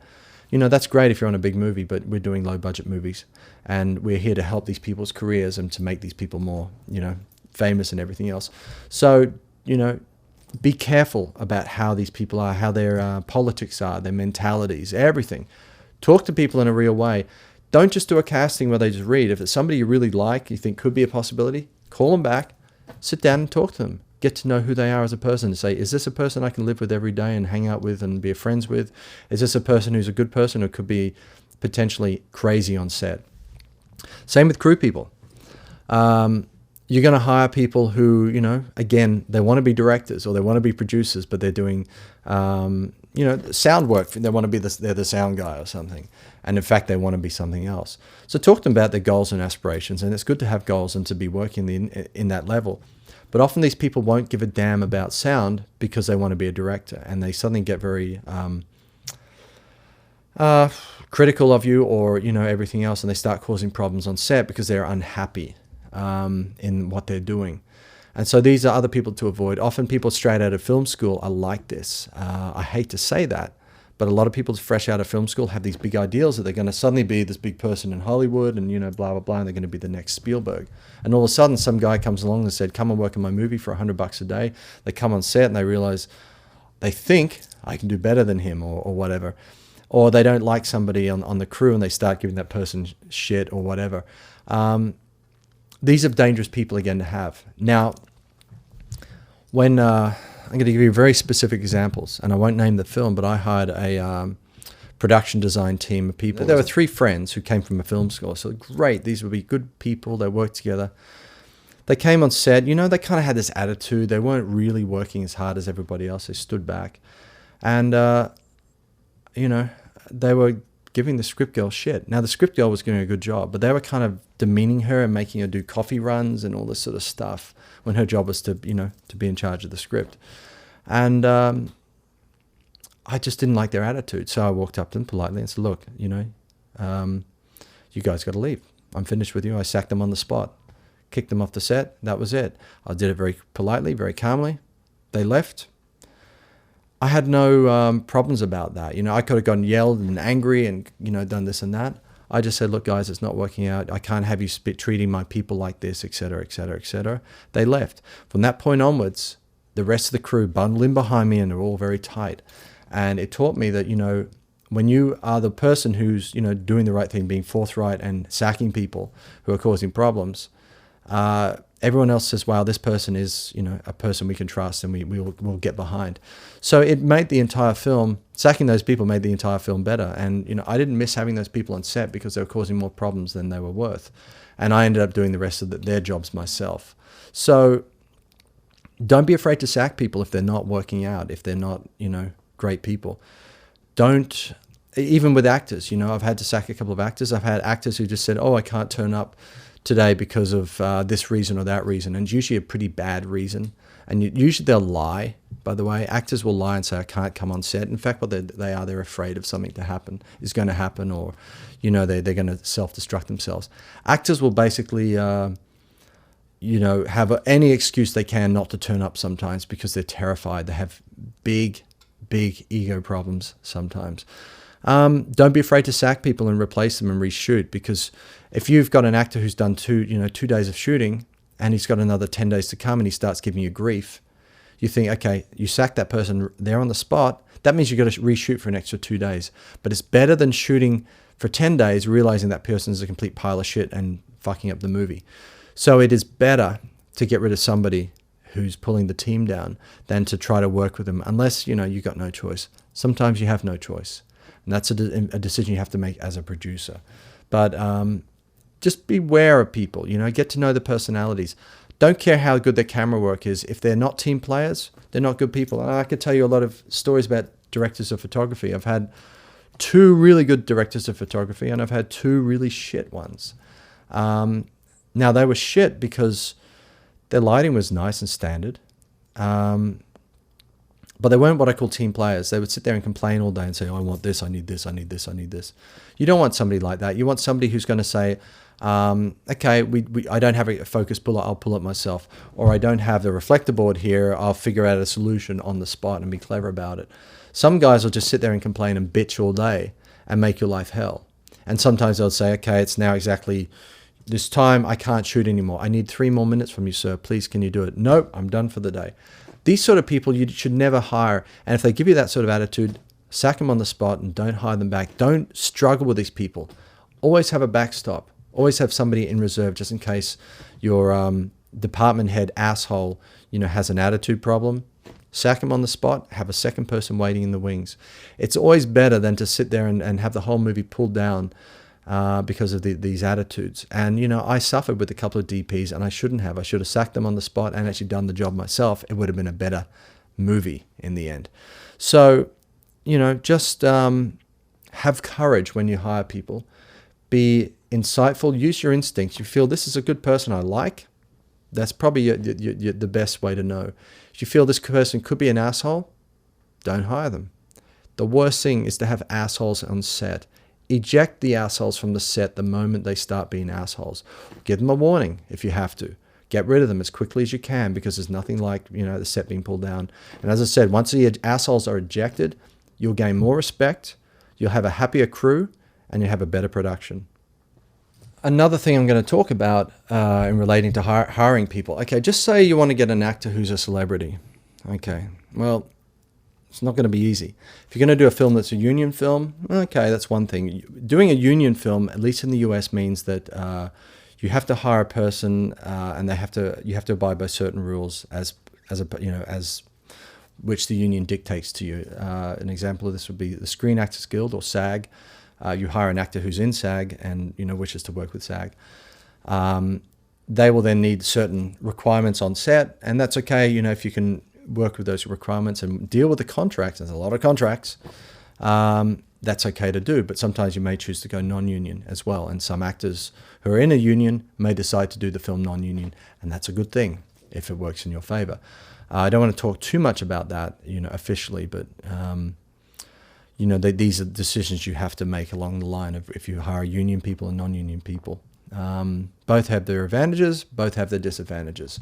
That being said, I want to get a famous actress from, let's say, some chick from Star Trek. She played the girl with the green skin in Star Trek, and I want that actress for my movie. What do? I would go there, I'd meet them face to face, maybe pay for an autograph. Don't be a tight ass, by the way. If you're going there, pay the money. Say, here, can I have your autograph on this, blah, blah, blah. I'll pay you $25, whatever they're charging for the autograph, and say, look, it's really nice to meet you. By the way, look, I'm a producer, I'm doing blah, blah, blah, blah, blah. Would you perhaps be interested in doing my project? And just be very quick and don't waste their time and say, it's a science fiction film about blah, blah, blah. I want you to do blah, blah, blah. And they might say yes, they might say no. They say, I'll be interested. If they say, I'll talk to my agent, usually that means fuck off. Not always, but usually. Often they'll say, wow, that's really interesting. Can you tell me more? Can you email me more? If you've done a movie already, I can just hand them a copy of the movie. And once I hand them a copy of my previous work, they go, oh, this looks like a great movie. Can I be in your next one? So it's something you kind of have to, figure out yourself, but, whatever you have in your arsenal. But approach these people in a nice, pleasant way, friendly way, and often they'll say yes. And then it comes to the point of, pay. How much do you pay these people? As little as possible, obviously, because I'm the producer guy. They want to earn as much as possible. You have to find that sort of midpoint. Because I'm a director who has a very good track record, they kind of a lot of the celebrities sometimes line up and ask me, can I be in your next movie, and are requesting and interested to be in my movie because I have a good track record. It's not always going to happen if it's the first film out of the door. If you've done a good short film, you could show it to them. They'll say, this is really good. I want to be involved with you. But people will be impressed by your clarity, by your directness, by your friendliness, by your, honesty. And don't babble. Don't waste their time, because there's 10 other people behind you waiting to get an autograph. Just say blah, blah, blah, blah, blah, blah, blah. And often they'll be kind enough to say, of course, I would be very interested. Because here's the thing. If you've done Star Trek and you're in that Star Trek series maybe 10 or 20 years ago, you haven't had a lot of work since then, but you're signing a lot of autographs. You're an actor. You want to work and you want to keep acting. So you want to have a movie that comes out that's kind of in the same genre as what you're doing. So if you're doing science fiction, you hire somebody from Star Trek, they're going to be happy to do that because all their fans will be excited they've done a new movie. So they do want to keep acting, and that is important. It's the point of how much you pay them. Say, look, I don't have a big budget, but we are blah, blah, blah, blah, blah. They're going to say yes or no. If they say yes, then, you're doing well. Then you obviously negotiate the price and say, this is how I'm going to pay you. I'm going to pay you blah, blah, blah. I'm going to pay you cash up front. I'm going to pay you cash at the end of the first day or the second day or whatever it is. People love cash. People like to be paid. People like to know when they're going to be paid, et cetera, et cetera. If they involve their agent or not, that's up to them. Sometimes you have to pay an extra fee to the agent or pay the agent direct. It doesn't matter. That's a negotiation thing. But approach these guys in honesty, in friendship, and just realize they want to work as much as you do. They want to work, they want to earn a paycheck, and they want a credit that will help their career, blossom and grow. So don't be afraid of these people. You're doing them as much a favor as they are doing you. Some celebrities have had drug problems or, murder problems or whatever it might be, or they might like to punch people or whatever. Best to avoid those people. But, if they're fresh out of rehab and they're wanting to sort of, restart their career and haven't had any, movie roles for a while, and somebody comes along and offers them a role, it might be a good thing. Just make sure you don't have the alcohol or drugs on set, because you don't want that person descending into the darkness again. A lot of the actors too, if they have a few little great, they're celebrities, they're famous, they have a few, problems in their life, their therapy is to be acting. So they want to be acting constantly. So don't be afraid to offer people stuff. Say, look, this is what I want. It's going to be a 5-day shoot. It pays this much money. Are you interested? It's cash. They'll say yes or no. They say no, just move on. Say thank you. Maybe next time. Always leave, don't ever burn your bridges or anything else. Always come back to them later and say, maybe next time. And I've done that. I've had actors who said no for the first movie. They saw the film get released and they say, well, maybe I should have said yes. And they come back to me and say, can I be in your next movie? I say, of course you can. Always, keep an open door. Never take it personal. But like I said, the celebrity people are good to have in your movie if they're going to, add value to the finished product. Don't spend $20,000 on some actor who's a has-been, whose name is not going to bring, more money to the sale. And I'm not going to give you examples of these people, but, 20 grand's a lot of money to spend on an actor. And they better be somebody who'll bring more money back to the film than $20,000. And in their own heads, they will. But in this modern market where, the $1 million movies have disappeared and everything else, these people are like dying for work and they're not getting it. So say, sir, I cannot afford to pay you $20,000. I'll be glad to pay you $100 a day or $200 a day or whatever it is. And if the movie makes a profit, well, obviously I'll be glad to give you 20% of the profit or whatever it is. Whatever deal you can do with these people, just do it. Sometimes they're just happy to work and to be working and to be out in the industry. And that's generally how I approach celebrities. The same with directors of photography as well. They're often egotistical people in a good way or a bad way. Just look for people who've done good work and are not currently working. Once it's been 6 months and they haven't had a gig, people get really nervous and think, what's wrong with me? And so all of a sudden somebody comes up and says, sir, I don't have a lot of money, but I really respect your work. Please, can you be in my next movie? Please, can you work on my next movie? They'll often say yes, just because they got nothing else to do and they're getting a little stir crazy. So, just research an actor and look at what they've done and say, well, this actor hasn't done anything in 6 years. You think, oh, maybe this is the sort of person I should offer a movie role to, and they'll think, young person, new life, new excitement, maybe this is the next big Spielberg, maybe I'll gamble on this person and accept the job for $100 a day or $200 a day or whatever, they need to be paid. It's about being clever, don't go to their house. Don't go when they're super busy or, turn up when they're super busy. Find them at a point when they're sitting signing autographs for the whole day and they're getting bored, and they get the same questions. So what was it like, Mr. Spock, when, you're on Vulcan and you're fighting Captain Kirk, and blah, blah, blah. And they hear these questions all the time. It's like, do this or, do the Vulcan salute and blah, blah, blah.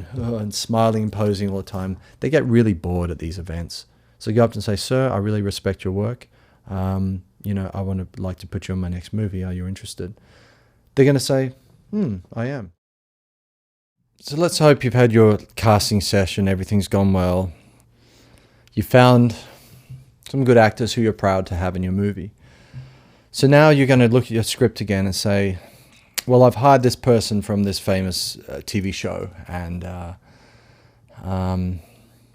in the script there really isn't a lot for them to do, and I've got them for an entire day, and I've only got them to do half a page, half a day's worth of work. So maybe I'll rewrite the script accordingly, or, I can only afford this person for 1 day instead of 2. So you might want to rewrite things. Once your cast is in place, go over your script again and look at who these people are, because now you've got to, you can say, okay, I'm going to write now for this person. This person might have a particular skill, like you might have hired this guy who's got amazing skills with a knife, or whatever. Or this person's really good with comedy. So you might want to, tailor the characters according to what they're good at, because, if they have a certain strength, that's good. Often when I'm casting, often I cast, a person is a certain type. So if the person in the script is an angry biker, obviously you're going to hire somebody who's an angry biker. Or, they got that skill set. Trying to rework your script according to who you actually have now, because it will make such a difference. And make sure you give your characters something to do and give them something more specific. And you can tell straight away. And once you have that actor in place, I can kind of see now who the character really is, because I have a visual, and it will basically allow you to sort of tailor things a little differently. Very, very handy thing to do. It's always a matter of rewriting, and just say, look, we're going to rewrite the script now. I've got the cast in place. I've done it with every movie, and I feel it works a little better. It doesn't make things as plastic as they should be.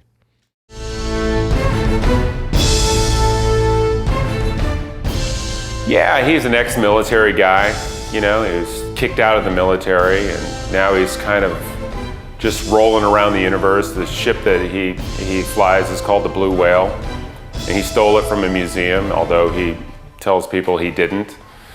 Jay Lene, who played Darasi Vorde. I mean, we had a lot of good choices for Darasi, but he just brought the comedic element into the film. Darasi, I really felt, I felt so strongly about Jay. We saw many different Darasis. In fact, I think we saw the most actors for that role being the leading man. He had the look, he had the attitude, he had the presence. I mean, he was just such a dream to work with. Everybody enjoyed him on set. You know, I highly recommend any producers or directors that take this guy. He's got star value written all over him. I mean, it's a very serious role and it's quite a journey for him, but we felt there needed to be just that little bit of humour in there to keep the humanity of it. And Jay really nailed that, and I was so pleased to be able to give Jay the call and let him know that he'd been cast, because I had backed him the whole way. He really held the production together. You know, he had some, when times were tough, he was able to make the crew laugh. He made everyone feel at ease, and he was just a real consummate professional. And I couldn't imagine the film or the role without anyone else but Jay. He gets pulled into a situation like we all do in life, where you didn't know you were going to be here, and now you either step up or you step down. I don't want to overanalyze a simple man. I just don't. I want to make him as simple as the parts of me that are simple. I ate a lot of donuts to prepare, because he's not the normal Han Solo, really in good shape kind of hero. He's not preparing to be the hero. He's just a guy that gets pulled into a normal situation. It's like the heavy guy that's walking home from work one day and he sees a burning building. He doesn't want to go in there. He hasn't been preparing for it, but he goes in there and he maybe saves a few people. And I had gone to the director and I said, you've got the F-bomb running all throughout the script, and it's almost like in 2800, that's the way they talk. They use the F word as if it was a second language. Why don't we show my bare ass? You know what that means? And he was like, okay. I said, I just think it's funny is that he's a guy that just kind of lets it all hang out, that he would walk in to the captain's deck and, be in a sheet and maybe turn around and, you would see his full ass. And he was like, oh, he's the kind of director that just goes with that. We have one more, please. Huh? We have one more, please. Huh? Yeah, I just want to make sure you guys take me serious as captain here. I just had to confirm that rumor. You do have a tight ass. I do have a tight ass. That's a golf clap. You know what that is?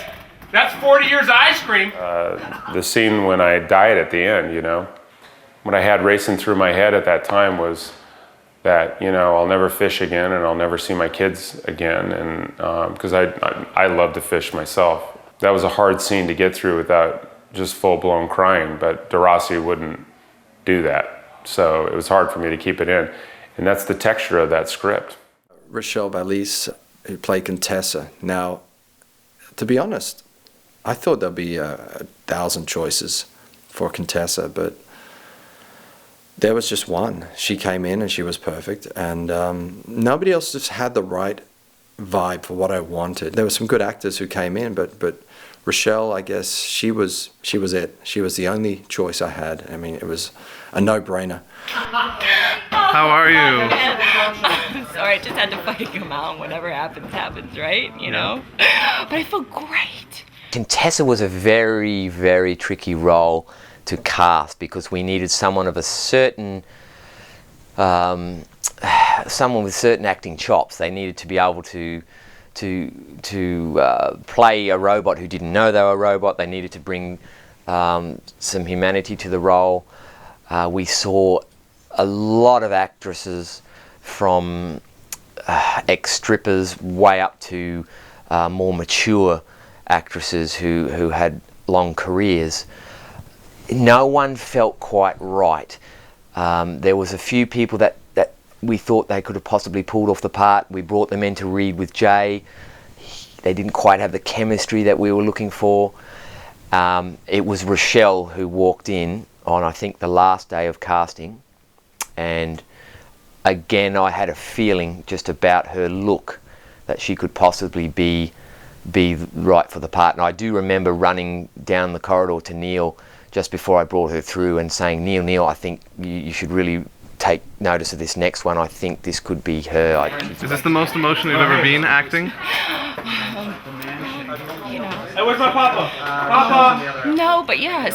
Yeah. It was great for me because I got to have a little taste of everything. I got to have an emotional journey, which was really fun for me to show a tough side. I really enjoyed that. The character I play is a clone, number 387 of a relatively unsuccessful clone series. Will, who played Sorgon, he wasn't even scheduled to come in for the casting. He just turned up, and a friend of a friend. No way, Captain. Not at this speed. No, we're not entering at this speed. You have to time it perfect. You trust me on this? I'm willing. He was able to bring another dimension to the role that I guess we didn't expect to have. It was always my goal to do a science fiction film, and if it meant I had to shave my head to do it, by God, I was willing. I think people really identified with his character for some reason. I was very surprised at that. Kind of a natural yarmulke I could grow. He played it so well that people really empathized with the character. I mean, that's a testament to a great actor. He's also a famous disc jockey radio personality in San Diego. But Tanner's not playing the last man. No. He's playing a sort of a hybrid clone, so he's actually not playing a man in this. No. Which is rather fitting, I thought. Sorgon has been altered to be slightly less manly, as all clones are when they hit puberty. You have a lot of duos where you have a sidekick who kind of supports the superhero in a way, and this is similar to that. Only Sorgon is blatantly disrespected. He's a bit bumbling, and you never quite know where his motivations lie. Although he seems loyal to the captain, there are a few twists and turns. Cynthia Ikes, who played Alicia. Now, she was one of the last people we cast in the film, and I saw her at some acting recital, and she was really good. And she really brought a seriousness to the role, which was nice. She has those beautiful eyes that you just get lost in. Again, a slightly difficult role because we needed someone young, but we needed someone not totally unaware of what was going on. I really connect to Alicia. There's so many different layers of Alicia. There's vulnerability, there's humor. I felt that it was a juicy role, and it was good for me, and Neil obviously felt the same way. Instead of going into it thinking, well, Alicia's got to save all of humanity, it's basically like a metaphor, as in, saving myself in a way, and that's how I kind of dove into it. And so, Alicia has many different layers, as does, most people. She, is very vulnerable, has been through a lot. I basically prepared by using as-ifs. If this was a certain situation that was going on in my life, how would I act as if this were the case? So it was very fun to prepare for this role, and I connected with it quite immediately, actually. Kari, who played Gorlock, and a true professional in every sense of the word. She was just so good to have on set. Well, I am Gorlock, and I am a construct. So basically what that means is that many centuries ago I was possibly a human being, is the rumor.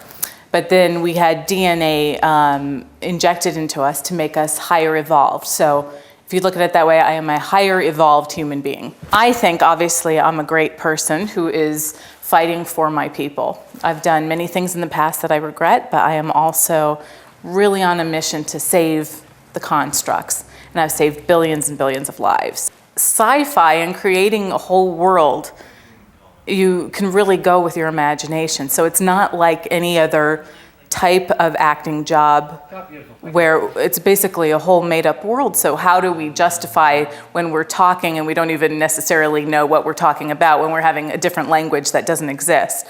So it's been interesting to work on that and to make it make sense to myself. So just doing the normal acting research, but it's on, in different galaxies. Hey. Stop! Stop it! 1, 2, 3, 4, I declare some more! We love each other. We love each other. West Hollywood. He looks like that and he's still doing Like that, huh? Yes, I am. Okay, you want me like this? Yeah, no gay voices. Okay, no. The guy who played the Destroyer, he suffered a lot for the film. And out, get out, out. Action 2. James was a really nice guy who had good makeup people who wanted to experiment. That was the thing. Everyone collaborated on the movie and everyone wanted to experiment and try something new and different. So I guess that was our feeling for the film, was to do something special. This is Peter. She's playing Sheetak and the Blue Whale. Apologies for being late. Sheetak, Peter has the most wonderful voice. She's also a professional voiceover person. Peter Johnson was another one. She was the voice of the Blue Whale and also acted in the film as Sheetak.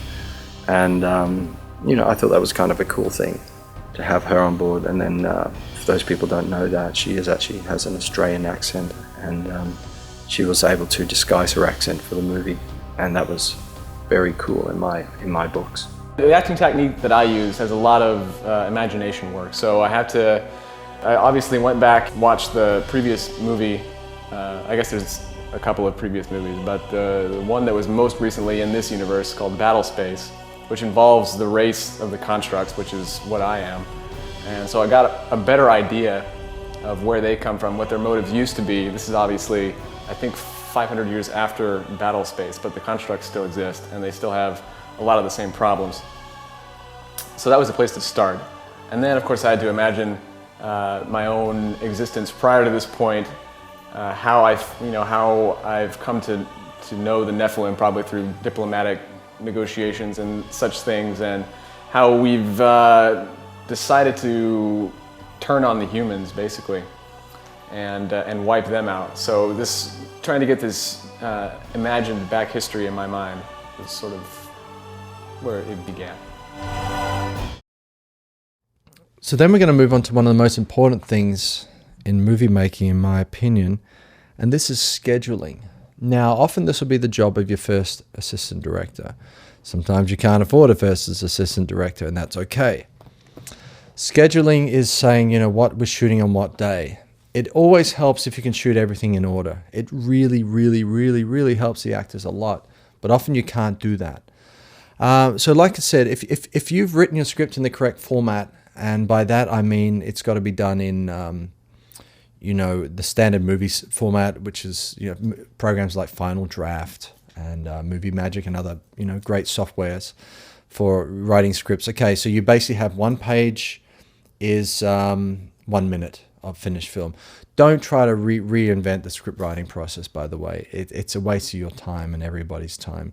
If you've got a script that looks like a real script, it smells like a script, formatted right, everyone's going to take you seriously. If you start doing special fonts and this and that and graphics and God knows what else, people will laugh at you and you'll be considered a douchebag.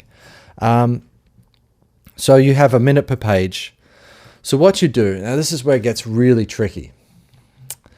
You do a list of all your scenes, like the bedroom scene, okay? And you split the page into eighths. And you say, okay, well, this bedroom scene here is 3/8. And then on the next page, you have another bedroom scene, it's 5/8 of a page. And the next time that bedroom scene's in, it's 1 3/8 a page. So you list them all up, then you add them all up. You have to get good at math. You add, okay, total bedroom scenes are 10 3/8 pages long, okay? And then the scenes on the spaceship are 5 pages long, etc. So you plan it all out on this chart and say, okay, I have this, this, this, this, and this. Now, what that allows you to do is say, okay, I've only got the bedroom for 1 day, and we've got 12 pages to shoot. And there's a problem, because I don't think you're going to get through 12 pages or 12 finished minutes of movie unless you're doing a locked off shot. So you think, how am I going to do this in 1 day? I have to go in and start cutting things down and removing things from the script. That's why it helps if you've maybe written your script 95 pages long or something. You can cut out a little bit here and there. And this allows you then to schedule. You can say, okay, well, day one's just going to be in the bedroom. All the bedroom scenes are going to be shot in the bedroom. Fantastic. Day two is going to be the toilet. And Well, what next door to the toilet is, the kitchen. So let's do day 2, the toilet and the kitchen together, because those locations are basically in the same house. Let's do those scenes together. Day 3 is going to be the desert shooting. We're going to shoot in this desert, climbing a mountain. Okay. So day 3 is going to be that. But on the end of day 3, we might as well do the desert, the other desert shot of, the flat desert, which is just one shot of a guy standing in the sand. So we could probably add that on because those locations are really close to each other and we don't have to travel. So you start patchworking it all together according to, where the locations are, where you have to travel to, and, how access is basically on these locations. That being said, with Alien Armageddon, I hired a movie ranch for one day. It's all I could afford.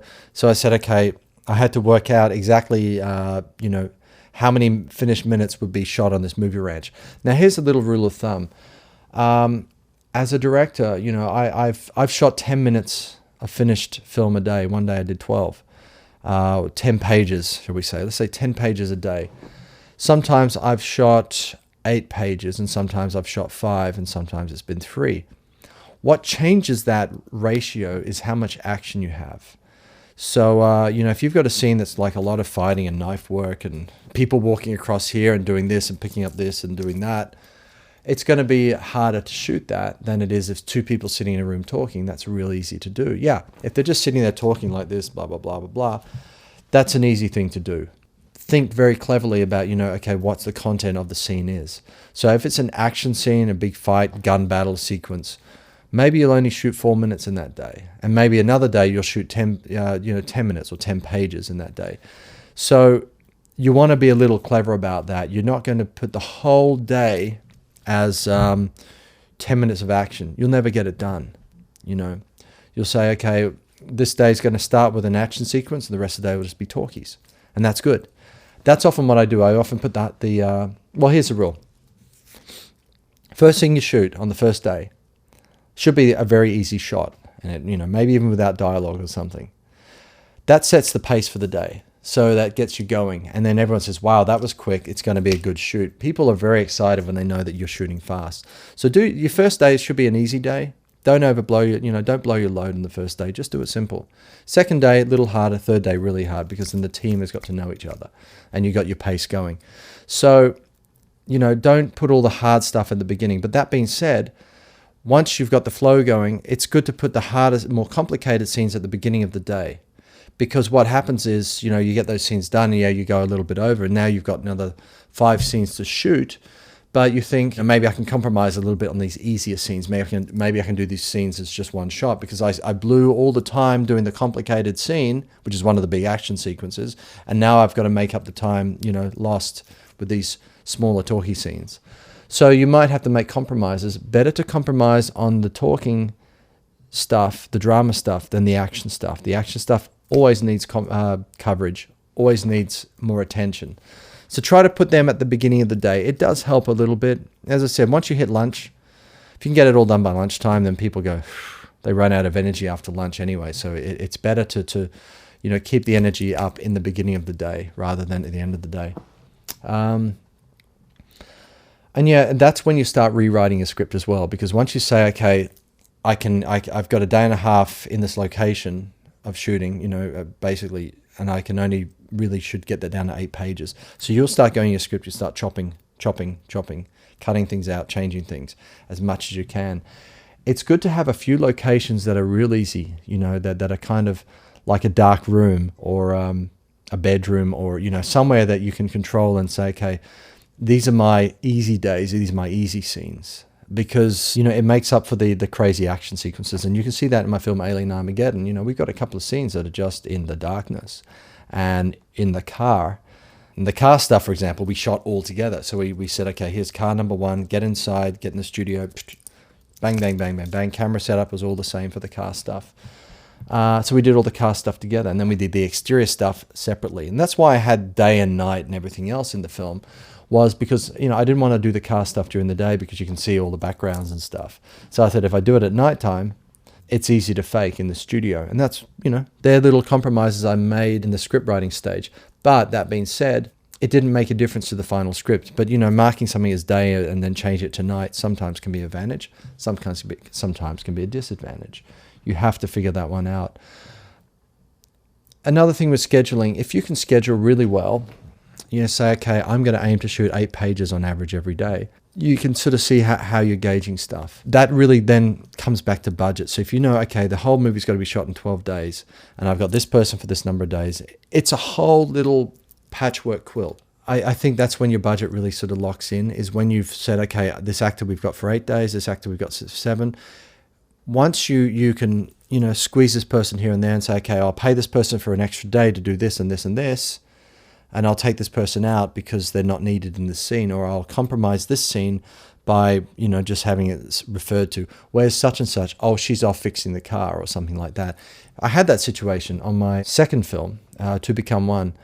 Rather than hire the actress to come in and stand around, for a couple of hours while we shot all these big exterior scenes, we had a little line and said, where's Jamie? Oh, she's off fixing the car. That kind of worked really well because she wasn't needed in the scene. So what we did then, we just cut away to a little montage of her actually cleaning the car up. Somebody had been murdered in the car, so there's blood and everything else. So I thought, rather than have her stand in the background all day in the hot sun, I'll just, and I basically referred to her, oh, where is she? Oh, she's off fixing the car. We cut to her, fixing the car, cleaning the blood up, looking disgusted by all the mess in the car. And it made a really nice little scene.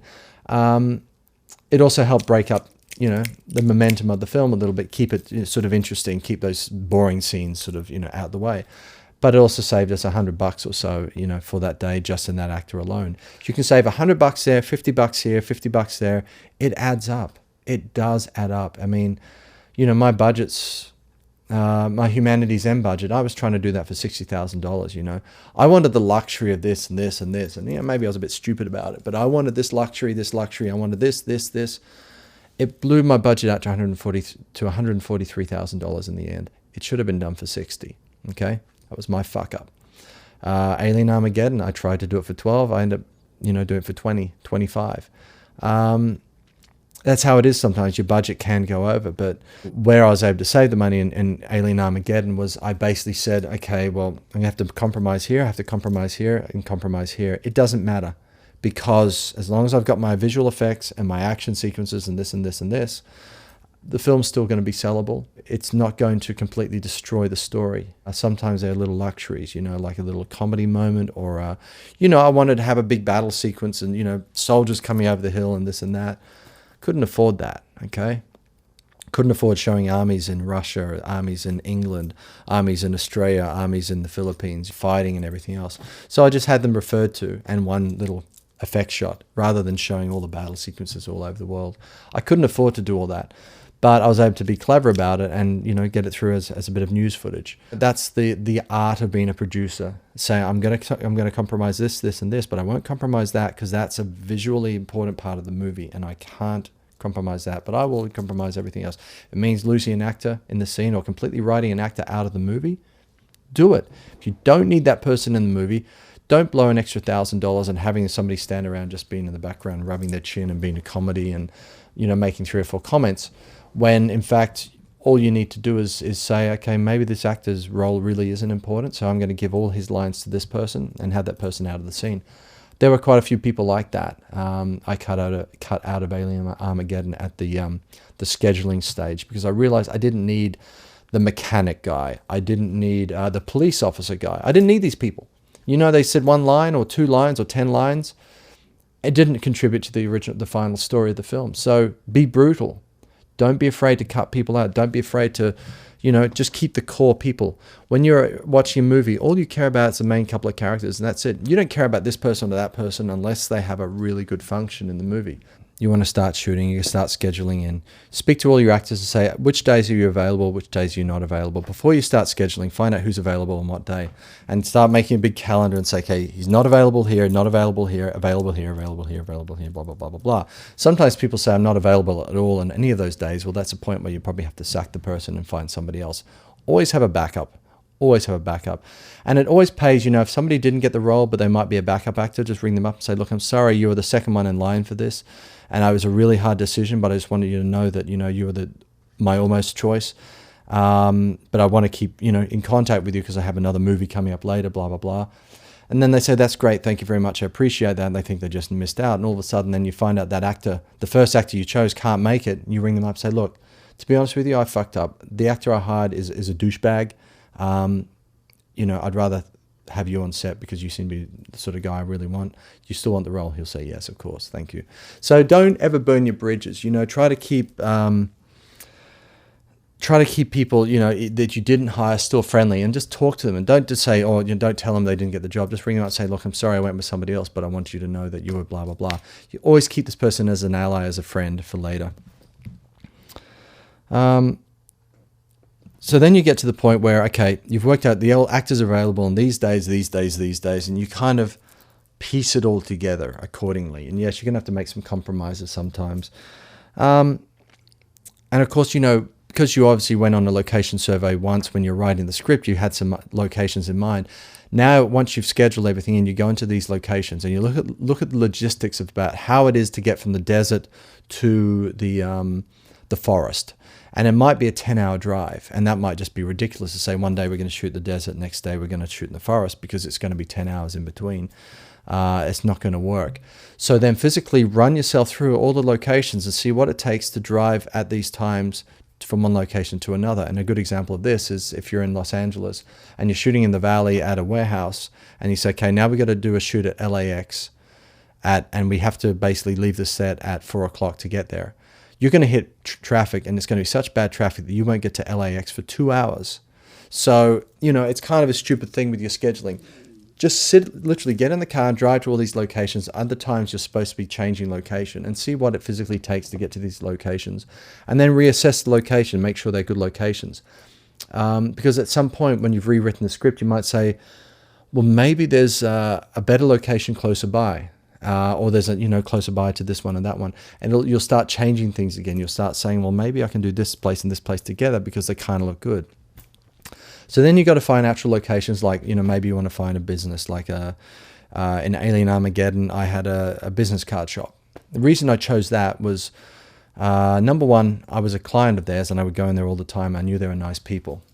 Number two, it was very close by, within walking distance to my apartment, where we'd shot some of the underground scenes and the back alleyway scenes. So all this was done in one day, and it was literally a walk for the crew across the road to this other location. So I managed to keep all those locations in the one spot. I didn't say, let's do a downtown LA shot and let's do this in downtown LA. Let's pretend it's downtown and shoot it in the side apartment at the back of the shop or whatever. So it was a matter of compromising a little bit. Now, I didn't pay them to let me shoot in their location because I had a very tiny crew. And this is where the small crews really helps. I went to the shop owners. I said, look, you know me. I've come in here a lot, and you like me and everything else. I'm doing a little film project, and I've only got a crew of 3 people. Could we shoot in here one afternoon? I know you close at 12 o'clock on Fridays. Can I come in from 12:30 onwards, et cetera, et cetera? I know you guys usually go to lunch. I'll pay for your lunch. What do you think? And they said, of course, that would be very nice. They were very nice enough to do that. We finished exactly on the time we said. It took exactly 2 hours. We finished actually 5 minutes before that time. It was no problem. They said, thank you very much. And of course, if I ever want to shoot there again, I'm sure I'm welcome back there again. It makes a difference when you say, well, we want to turn up at your bar or your restaurant and shoot with 3 people as opposed to 300 people. It doesn't make the same sort of sense. When you're on a very small budget, and you really don't have a lot of money, sometimes people want to help. And if you say you've got a very small crew and a very professional crew, that's sort of how it works. Come on board like you're a student, or you're a wannabe, or you're just doing your best to do something without any money, and people will help. In the same way, when you're trying to hire crew, obviously how I got most of my crew, I got referrals from other filmmakers and stuff, but also I put adverts on Craigslist. And just tell people up front, paying $100 a day, it's blah, blah, blah, blah, blah, blah, blah, blah. The one thing I was able to say was I'm very experienced as a director, and we have, strict hours, 8 o'clock in the morning till 6 p.m. at night, and that's it. We always work to these hours, $100 a day, are you interested? And I got flooded with people wanting to do this and that. And out of those people, I was able to find the people, who I felt were resonating right for me. So it's very easy to find crew. always talk to people, get referrals. When you're not in a movie city like Los Angeles, it's a little different because for some reason, sometimes people are charging more money than, in Los Angeles, you have a lot of competition. So there are good sound people or DPs sometimes charging $100 a day. And you can find these people if you search, if times are tough. But sometimes when you're in Australia, for example, I want to hire a DP for $100 a day. It means I'm going to get somebody who's pretty bad. And the guys who are charging $1,000 a day don't discount themselves. So, that doesn't always work as well. But then what you do is you say to that DP, look, I can't afford you $1,000 a day, but maybe there's someone in your crew who wants to step up and, become a director of photography. Maybe you can recommend somebody. He says, yes, my focus puller, he's been driving me nuts to be his own, camera operator and wants to be a director of photography. You can pay him $100 a day. I'll recommend you for the job, and you can put him in. It gives him his first credit as a director of photography. So it might work that way. It's about being clever and networking. And if somebody says, no, I'm more expensive than that, you say to them, can you recommend somebody who I can afford? And often they will know people, who are starting out that they want to throw a bit of, shit work to. So always ask for a referral when you get a no. It really helps. I guess one of my favorite people of all on the set was Massimiliano, or Massi, as everyone calls him. He was our DP, and wow, let me tell you, this guy was truly a legend. I had to beg him to do the film, below his normal fee, and he was gracious enough to say yes, because he'd never done a science fiction film. I mean, the guy is, he does a lot of big movies and stuff, so he was able to come on board and work with my special digital system that I kind of put together for the movie. I've been, as a personal endeavour, been researching and collecting other science fiction films that were shot on the same set at Laurel Canyon Stages, the spaceship interior sets that we shot on. And I can say without hesitation that every single film that I've seen, and it's around a dozen films, they were all shot on exactly the same location, do not stand up to the shots that we achieved that day. And now this has to come down obviously out to the lighting, our DP, our Steadicam operator, all the guys on the crew that made those scenes shine. And then you compare this film, you can see how good a DP he really is, because this movie looks so good. He really understood my style of making films, and he just jumped on board. I mean, this guy was perfect in every sense. To this day, I can't believe my luck sometimes. All the good people I had on the film really means a lot to me, to have the respect of somebody like him and have him come on board and say, yes, I'll do your film. And he brought his crew and his Steadicam people along, and I mean, they're all fantastic. The guy who did the Steadicam was Italian as well, speaking a lot in Italian. It was really cool. It was a good European sort of set, shall we say. And we have an Italian DP on the job, and you got to watch out for the Italians. Are you behind this? Are you responsible? No. He's the smoke machine master. Is this your fault? Yes. Nope. I don't know anybody. No, he needs to say, I don't speak English now, see? I just walked by, and I saw a bunch of crazy people. You're a pedestrian? Yes. I just got lost. I was asking for a right way to go back home. And where are you now? I don't know yet. I didn't figure out. Do you know where the train station is? I think it's, on the left. Get off my set. Very good, young one. That's what I've been trying to do. But they keep pushing me back. Yes. Correct. See?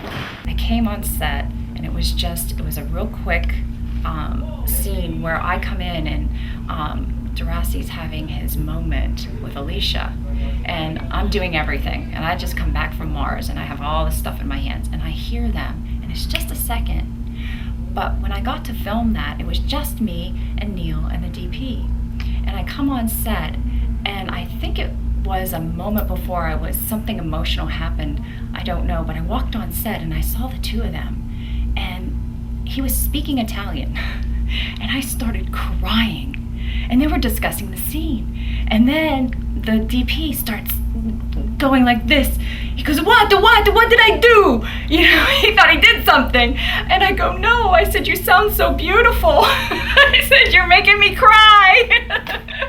And it was just a very fun, you know, it was very an emotional moment. Just because this is in short how it felt to work with this group. I mean, it just brought so much out of me, so much emotion, so much love. Capito Andrea? Quindi parti un po' più vicino lì, quando vai indietro te la tieni, ti tieni il margine della cabina, non sposi. E poi lei pensa uscirà di lì. Sì, prego. I hope, you know, like an Italian didn't do anything to you. Like, yeah, I hope it's something. No, I love nice. my father. Maybe that's why. Oh, God, okay. Wow. Sorry, Neil. It's okay, it was nice, we appreciate it. Yeah.